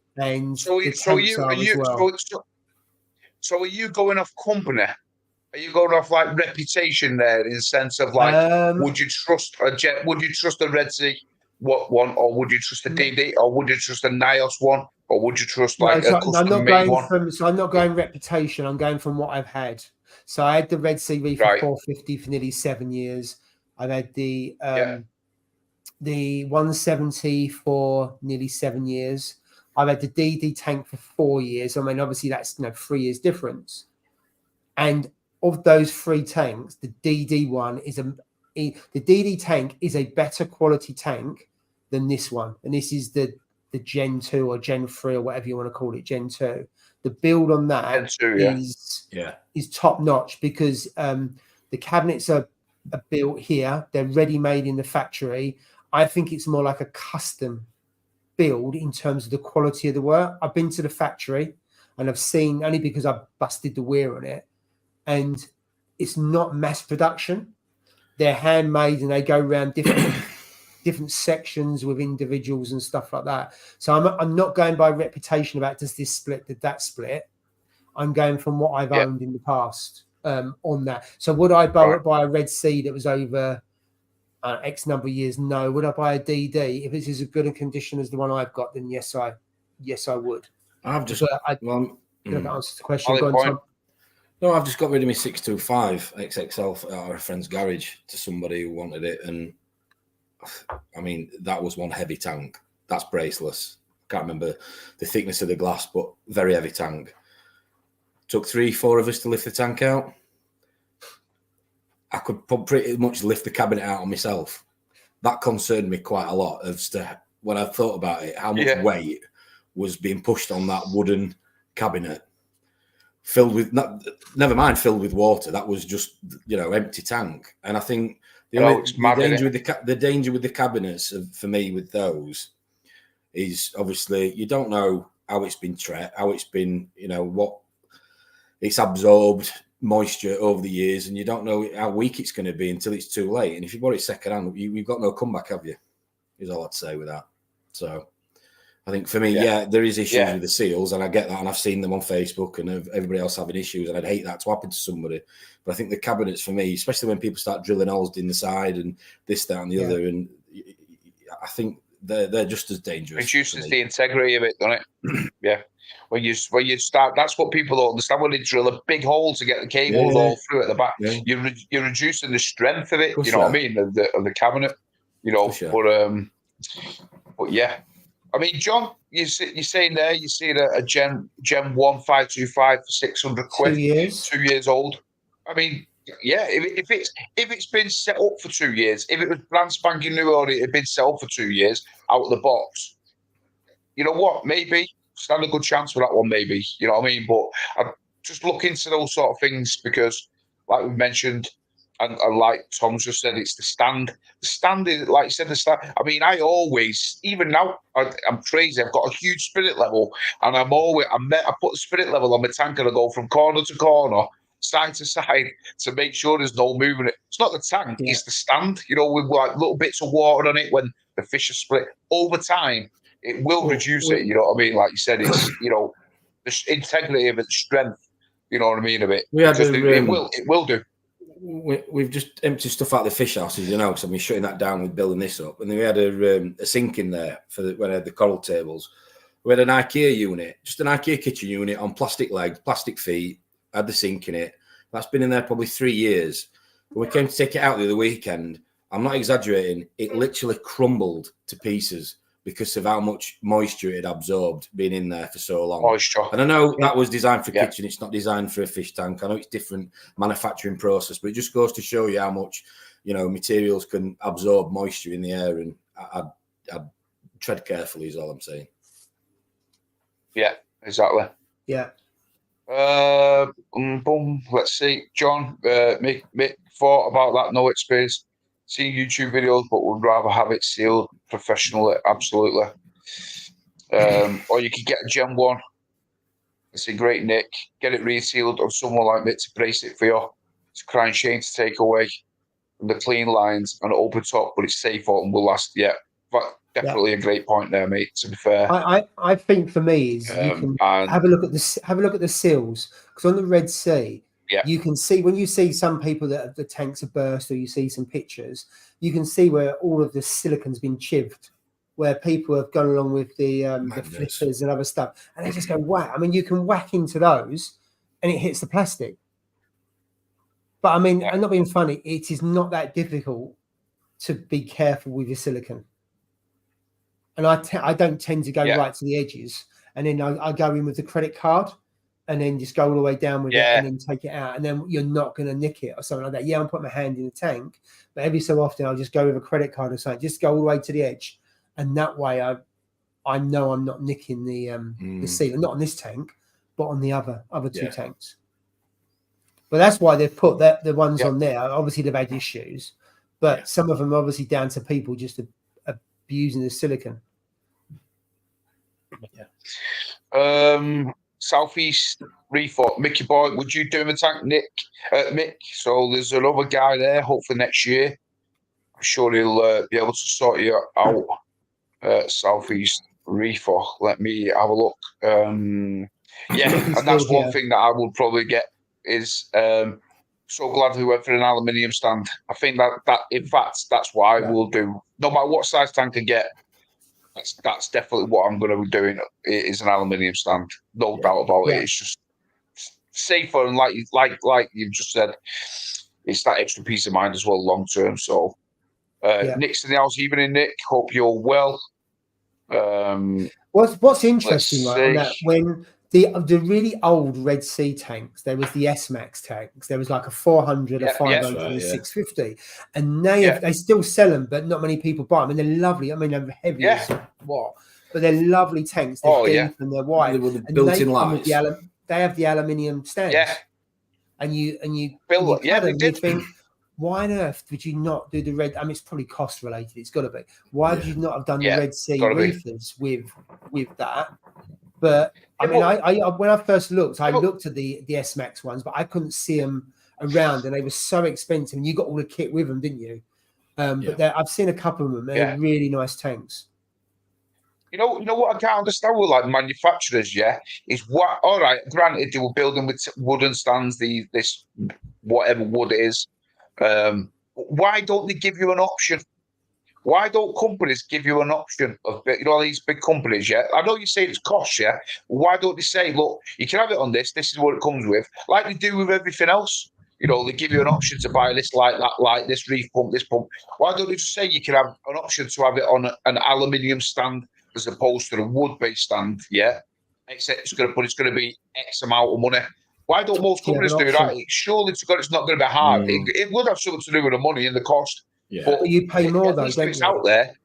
But you pay it. Yeah, but at least if it's out there, it gives you, the buyer, the option of buying it, whether you want it, like we just said, for extra peace of mind in the long term. Then, that you could get rid of the tank, but you've still got the stand. The stand's sturdy as anything. Just buy another tank and put it on there. So it just, I can never understand that with any company, to be fair, why do you build tanks? Why do you just don't give that option? But it must, like you said, come down to the cost of it. But if you look at the Red Sea, is it the 850 and the 1,000 ones, the larger Red Sea reefers? They actually they're now braced, aren't they, around the top? Yeah. And they've got the aluminium stands. So on those really big ones, they've done belt end braces, basically, haven't they? In terms of what they've done around the top, what they're doing down the seams there, and also what they've done the cabinet. So they've really taken that on board. And they look really nice. Remember we saw the one at Kraken, the 1,000-litre one at Kraken. That was top notch. It's a lovely tank. Monstrous. Yeah. Anyway, I've ended that poll because we were talking, and it's carried on. So what was it now? I've just ended it. I didn't even remember. I didn't even read it. What did it say, Paul? 63 yes, 36 no. So it's a clear winner for battery air pumps for emergency. So it's a clear winner. Fair play. Right then, let's see if we have any more comments below. Southeast Reefer is going to drop Mickey Boy a message. And let's see. I think we're all called Nick's doing some bespoke tanks and cabinets, and Mick's put down that's like you offering all the routes in Manchester on your bus, but it's just not practical. Interesting. But if it's there, people could choose, innit? You know what I mean? If it's there, people could choose. Anyway, let's get on to the next one. We're wrapping. We've got 30 minutes or so. We've got 4 more. So these ones I think we can go through with, to be fair. And the next one is an RO machine. So an RO machine. This is, yes. So for me, there's 3 options in this. You've either got RO machine, you buy it from the NFS, or you get it from the place that you go to. That slipped my mind, but I'm sure you remind us. Yeah. There's always caused loads of arguments. Yeah. That's it. I mean, without going on to it, and without like. No, I think you should cover it. You haven't actually covered it for quite a while. Yeah, go on. Yeah, mate, I've got no bad to say about it. I know people like go like out with a cross. Oh no, you can't use that stuff. That spotless water. It's not for this. But if you actually go on their website, they've actually put different membranes and different resins and all that to accommodate for tanks now. It's on their web. It's actually on their things what they post. So it is for. Predominantly, it is for window cleaners, wasn't it? To stop streaks and stuff like that. Yeah, and that's what it predominantly was for. But I think they're seeing a thingy in the market where people were saying, "Is it good for tropical tanks? Is it good for my freshwater tank, etc.?" And then people were saying, "Is it good for marine tanks?" And I think they just implemented what they needed to implement in it because they're not going to turn around and say, "Yeah, it's good," when in reality it's not. For a fish tank. Yeah. And like I said, I've used it for 3.5 years or so, 4 years, and I've never had an issue, mate. And people see my tank. Well, you've all seen my tank. I've never had an issue, and I've never done water changes. I've always used that water. So for me, it's a win-win. I'll always use it. I will always use that stuff, and it's cheap. You know what I mean? For all of it, and not only that, it's the waste. It's the waste, isn't it? When you have an RO filter, for every 1 litre you lose 2, is it, or something like that? Yeah, it's just a waste. If you're on a meter, if you're on a 40, you're going to be in for you got a decent sized tank like you, Tom. It's a bit of an issue. What's it cost you then? 25 litres. What's it cost you? 20. It costs 3.2 pence per litre. So it's about 30. So it's about 30. 34 pence, 35 pence, is it? Whereas you go to an LFS store and they charge you £3.50 or something like that, or whatever it is. You know what I mean? I mean, to be honest, I don't, honest to God, know why these LFS stores, they've got the big tanks. If somebody had a big, huge tanker or something and just driven that spotless water around and filled their tanks up with that water, mate, you'll never know. It was perfect. Does it tell you what the TDS is on it? You're pulling it out, Steve. Does it tell you what the TDS is? It tells you. Yeah, 0. Tells you, mate. 0. Tells you on the screen when you go to it. It goes 0.0. And have you tested it with a pen when you got home? Yeah, I did, and it was 0. So but that tells you the TDS, doesn't it? You know what I mean? Whether it tells you any. Like silicates and stuff like that. But that's why when I did an ICP test, and I've said it before, and I've done them, very minimal silicates come in. Well, that could come from anything. That could, you know what I mean? It doesn't necessarily mean it's come from water. So for me, I mean, and I've never seen the tank's never had algae. It's very rare it's had algae. Do you know what I mean? So for me, I just continue to keep using it. I can fill 125 litres of water. 100. I've got 5 jerry cans here. 125 litres of water. For £5.90. Now think of that. Can you? Just think of that for a minute. You can't beat that, can you? So let's be honest. You know what I mean? So I'd be curious to send it off in the ICP though. Have you done it? Have you done it, Steve? No, I've never done that. No. Maybe I should do. Maybe I should send one off just to see. Yeah, you know what I mean? Out of curiosity, to be fair. Yeah, sure. So maybe I you think, should do that.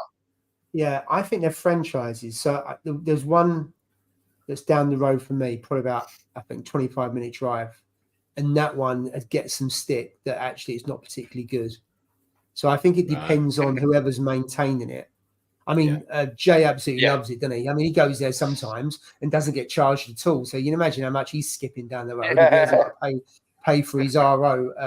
So I think they get a bit of a mixed review, but some people actually love them because the machines are pretty good, and others have got a mixed story. And it could be that machine was dodgy once, they've sorted it out, and it gets that reputation, doesn't it? And then you hear stories about LFS, about the TDS is really high, full of nitrate and phosphate and stuff like that. I mean, for me, I've always used an RO machine, and I wouldn't change from that. If something wrong with the water, that's on me, and it's not not relying on anyone else. That's just my view on that. But I mean, I get it.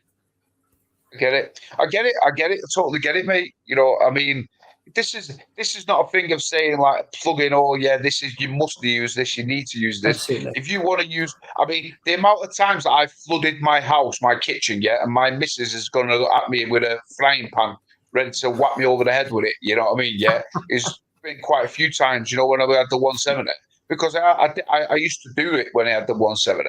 I used to run the RO filter. Like I said, it's still in the cupboard. So I used to do it then, but I'd always forget. I'd plug it in and I'd be like, right, and then all you hear is trickle, trickle, trickle, and I'd be like, what the hell? Walk in the kitchen, and I'm like walking in a pool of water, and it was like, my missus was like, no, and then the floor started to pull up, and then I had to get a new floor in. She's like, this is not happening, no chance we're now in this, and then I had to figure something else out, and then just at that time, to be fair, like this was when I started seeing this spotless water, 0 TDS, and I was like, hold on a bit, putting 2 and 2 together.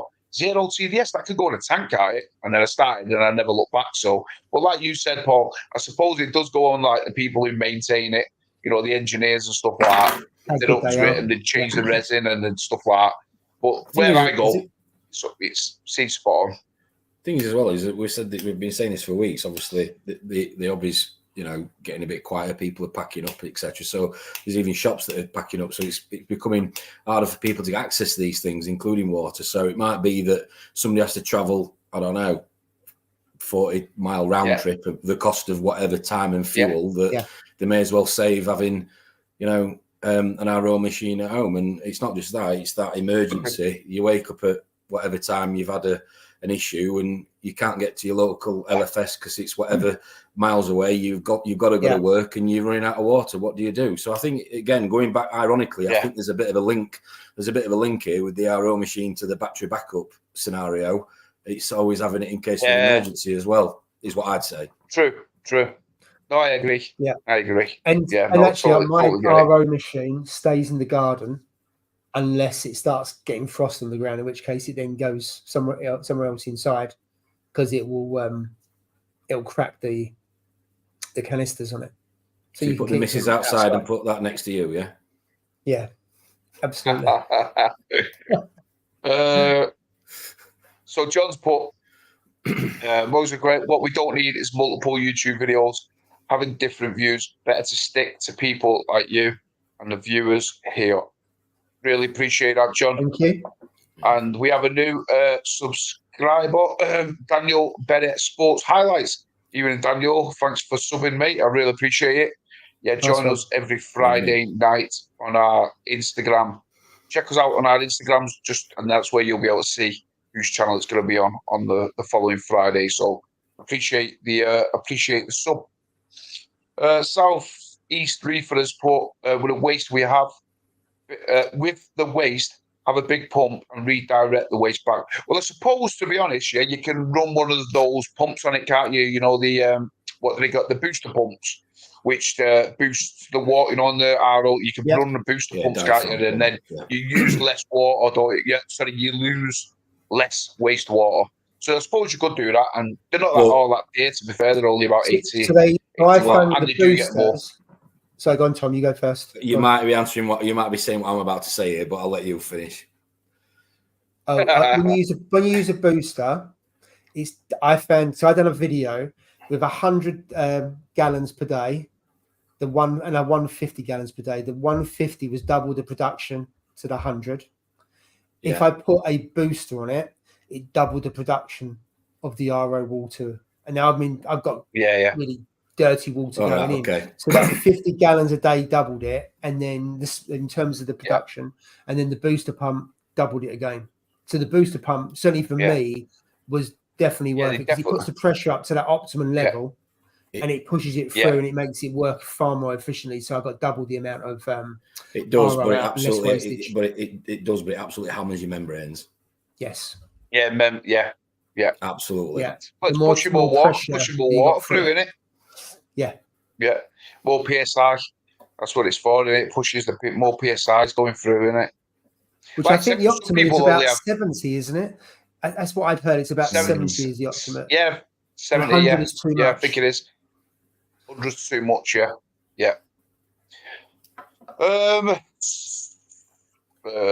Chris has put, spotless is still wasteful. Some process as a home RDI unit, just a bigger scale.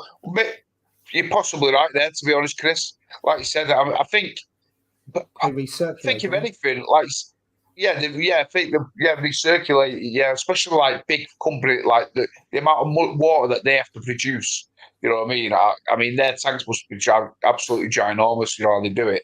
To be fair, I mean, I've got where not where it is now, but where it was, where I go to. The guy had the open once, one of the engineers, and I went to see it, and I had never. It looked like some sort of power plant, mate. You know, when I went in, these filters, I kid you not, they must have been 4 foot high. You know, these tubes, they were massive, mate. They were absolutely giant, and there was loads of them all along. And I was in a rush, so I couldn't speak to him that much. But I was like, what in it?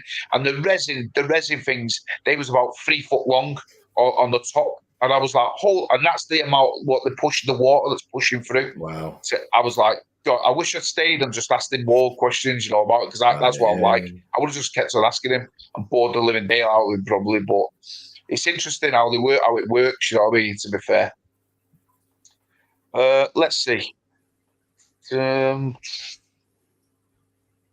So let's have a look at the poll anyway before we forget. So an RO machine. Let's end it. And 84% said yes, and 16% said no.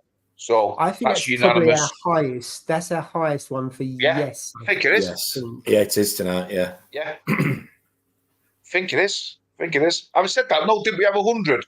We had 100 for. We had on the. Was it on the resin? What there was the 100 for? The DI resin. DI resin earlier. The DI resin. I must admit, on that one, I'm thinking maybe I should add a pod. You can get silicates that takes out silicates, can't you? And just thinking, do I get a pod and connect that? Because I don't know what the silicate level is like. You can get a colour changing one as well that I've used before. That's quite good. Oh, can you? So, Chris, but not sure CDS picks up silicate. Yeah, I don't think it actually. It doesn't. It doesn't actually pick that up, mate. Like I said, the only thing that picks those sort of things is an ICP test. Yeah. And Scott, it also depends if you trust your LFS. I know Steve is on point with the shops, RO systems. Absolutely, mate. This is you've got to definitely get it checked out. Yeah. Like I said, the water. We are keeping water out there, like we mentioned at the beginning of the show. You know what I mean? We're keeping water in our tanks. Let's read this. My LFS should. My LFS showed me it. What was that? Showed me it, 0 TDS. Oh, showed him his LFS that his LFS was 0 TDS. I got the pen out and tested it, and it was 1.04. He then blamed it on the container. Spot was too far, and 104. Sorry. Yeah. Well, to be honest, when I went to what's it called? I went to an LFS store when I was buying it from them. Yeah, and they won't mind it anyway. That I mentioned them anyway. Oasis. It was a Oasis. Yeah. And they have what they do is they have both of their tanks at the side of each other. So they had the salt water, and then they also had the RO water, at the side, And it was the same thing when I tested it with my pen. It said it was like 60 odd, 64 TDS or something in it. And I was like, what the hell? And anyway, they said, oh, what it could be is, splashing even a few grains of salt or whatever from the, salt water in the RO, yeah, it'll still detect it, on the thing. And I was like, get out of it. Anyway, I came here and I put you try it, yeah? A couple of grains of salt in a cup, yeah, and test it and see what your TDS panel reads you, mate. Yeah. It was shocked. And I was like, serious? And he was like, yeah. But then it got to know, and then obviously after that, I went with spotless water, and I ended up going there. But yeah, that's definitely check that out. Try it, because you'll be shocked what a couple of grains of salt can do in a cup of normal water. So let's see quickly. I had a chat to us players that they seen an increase in aquarium and equipment sales. Mm-hmm. Several stores saying people are coming back.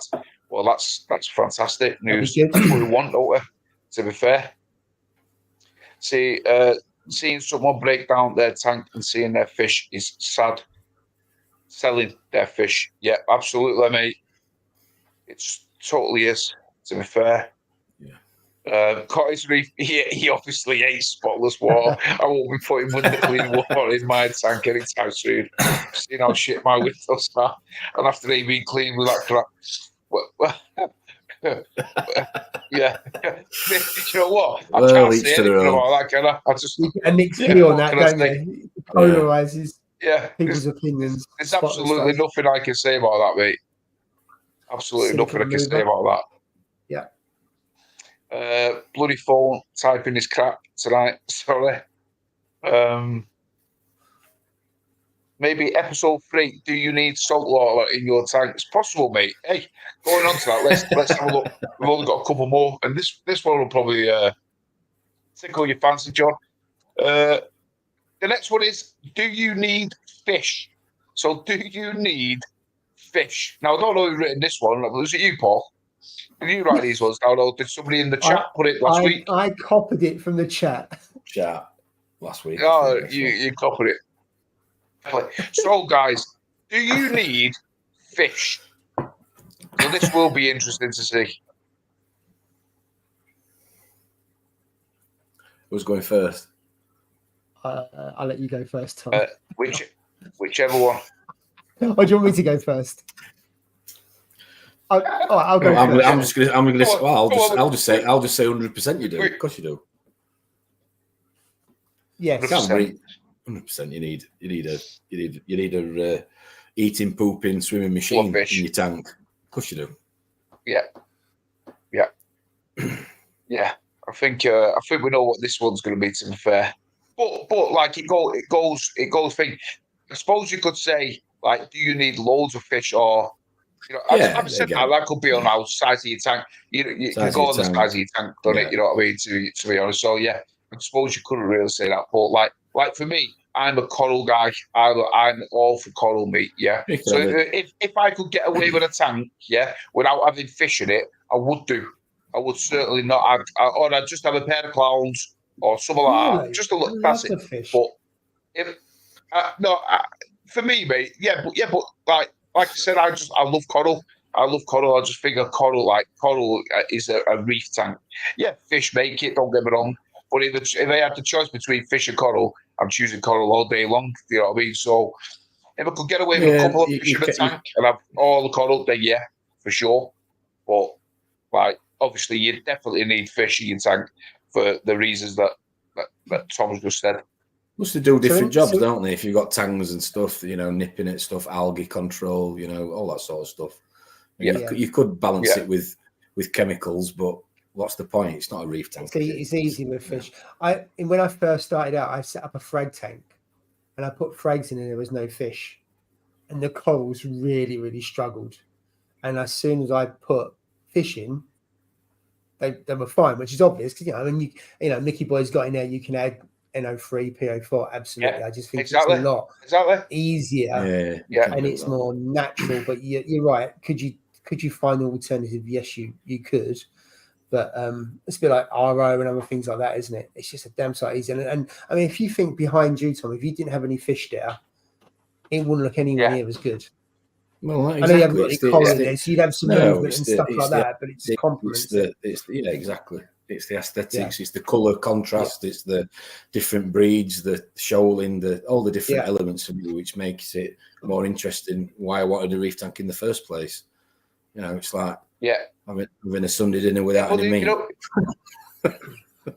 There's a lot of things here though in these answers here, like no fish and dosing will be most stable option, Chris, and that's a valid point. That, to be fair, very valid point. You know, like if you could dose it, it's just like food, isn't it? If you put the tons of food in and you import and export, you can find that balance. You know what I mean? But it just goes like you said. It's just like and like what Mickey said there, The question was, do you need fish? And it is true. And the answer to it is no, you don't actually need fish. But you want fish. People want fish, don't they? You know what I mean? So, I mean, I'd argue that case. Yeah. Suppose you need one. You need fish here. And LG goes, but trouble is trying to source sodium nitrate without being accused of being a terrorist. That's a valid point. Yeah. Very valid point, my mate. And our fish in the ocean. Absolutely. So let's see what this one is, because we've not got long. We've only got 2 minutes, so we're going to do a quick last one before we think. Do you need fish? And the poll is ending at 80%, but believe it or not, 20% said no.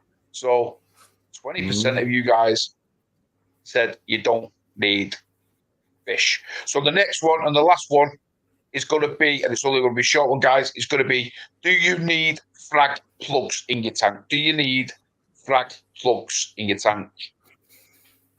Now, for me, I absolutely hate frag plugs in my tank. If I could get rid of, well, if I get a coral, say like a Acropora or something like that, first thing I do is take it off the frag plug, dip it, check it all out, and then stick it in with glue. That's what I do straight away. There's no messing about with frag plugs in a tank for me. Because if I can take them off, I will do. But obviously, that's an exception if you got zoas and stuff like that. So, I think you make a really good bingo caller, Steve. You sound like a bingo caller tonight. Do you need frag plugs? What do I? Do you need frag plugs? Is that what you do in your spare time when you're getting your spotless water? Go down to the local bingo hall. Call a few lines out. Hey, mate. Do you need expensive lines? Yeah. Well, you don't, do you? Sorry, mate. You're doing a great job. I won't want to do it. I appreciate it, mate. I appreciate it. So I said yes, because I've found if you then go to frag that coral, it's a lot easier to take it off on the frag plug, frag it, and then put it back in. And then the floating aquascape would be a nightmare if I didn't have frag plugs, because unfortunately, some of the corals have grown so quickly, especially some of the SPS. I've taken them out to frag them, and trying to frag underwater, you can do it, but it's a right pain. And zoas are really, you can cut zoas off of the rock, but if they're on frag plugs, it's a lot easier.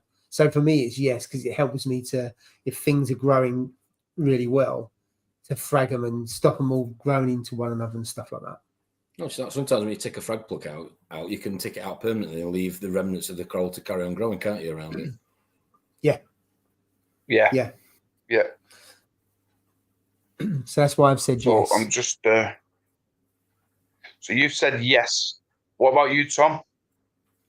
I would say yes. I think they're easy if you're fragging, obviously, yeah.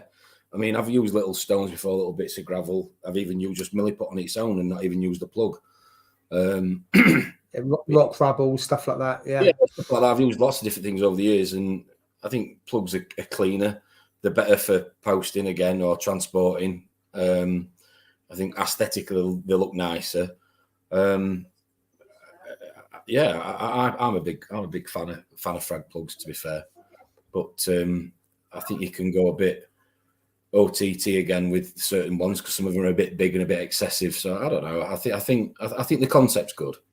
I think it's been able to transport a coral safely vertically and move it from one person's tank to another is definitely better on a plug in some polystyrene in a with water than it is just letting it bounce around. Do you know what I mean? On its own, so definitely. Yeah.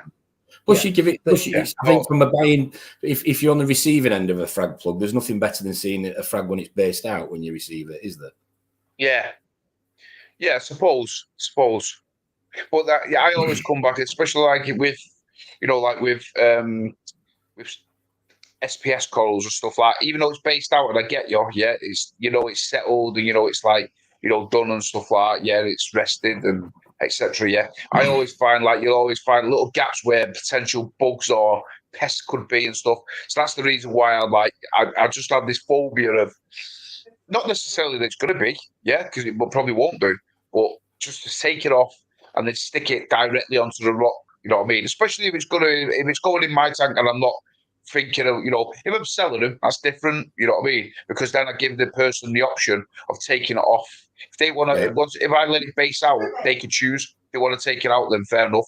They know there's no pest in my tank because it's come from me, and they can see that my corals are thriving. But like me personally, if I bought from a shop, first thing is it's coming off the frag plug, and that's it. So for me, I don't put frag plug. I don't. If I don't have to, then I won't do.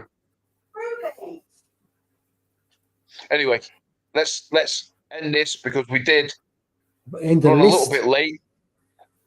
So do you need frag plugs? And the answer is 29% said yes, and 71% said no. So that's unanimous in a sense of you don't need them. So a lot of you guys don't like frag plugs in your tank. So fair play to you guys. So that concludes it. So we've gone a little bit over, but that's good. It's absolutely full. So I really appreciate you guys for joining us as always. Really enjoyed it. And I'm going to go and I'm going to look for a new job as a new bingo caller for Friday nights, maybe, or maybe Saturday. I don't know yet. We'll figure something out. On a Friday, this Saturday, won't it? We might have to change these Friday nights to Saturday nights. Maybe we'll figure something out. But I really appreciate you all joining. Thanks, chap, for joining me as well. Really appreciate it, Paul. Appreciate and Tom, as always. And until next time, until next week, guys. Happy Friday. Appreciate it. And weekend. Take care. See you soon. See you soon.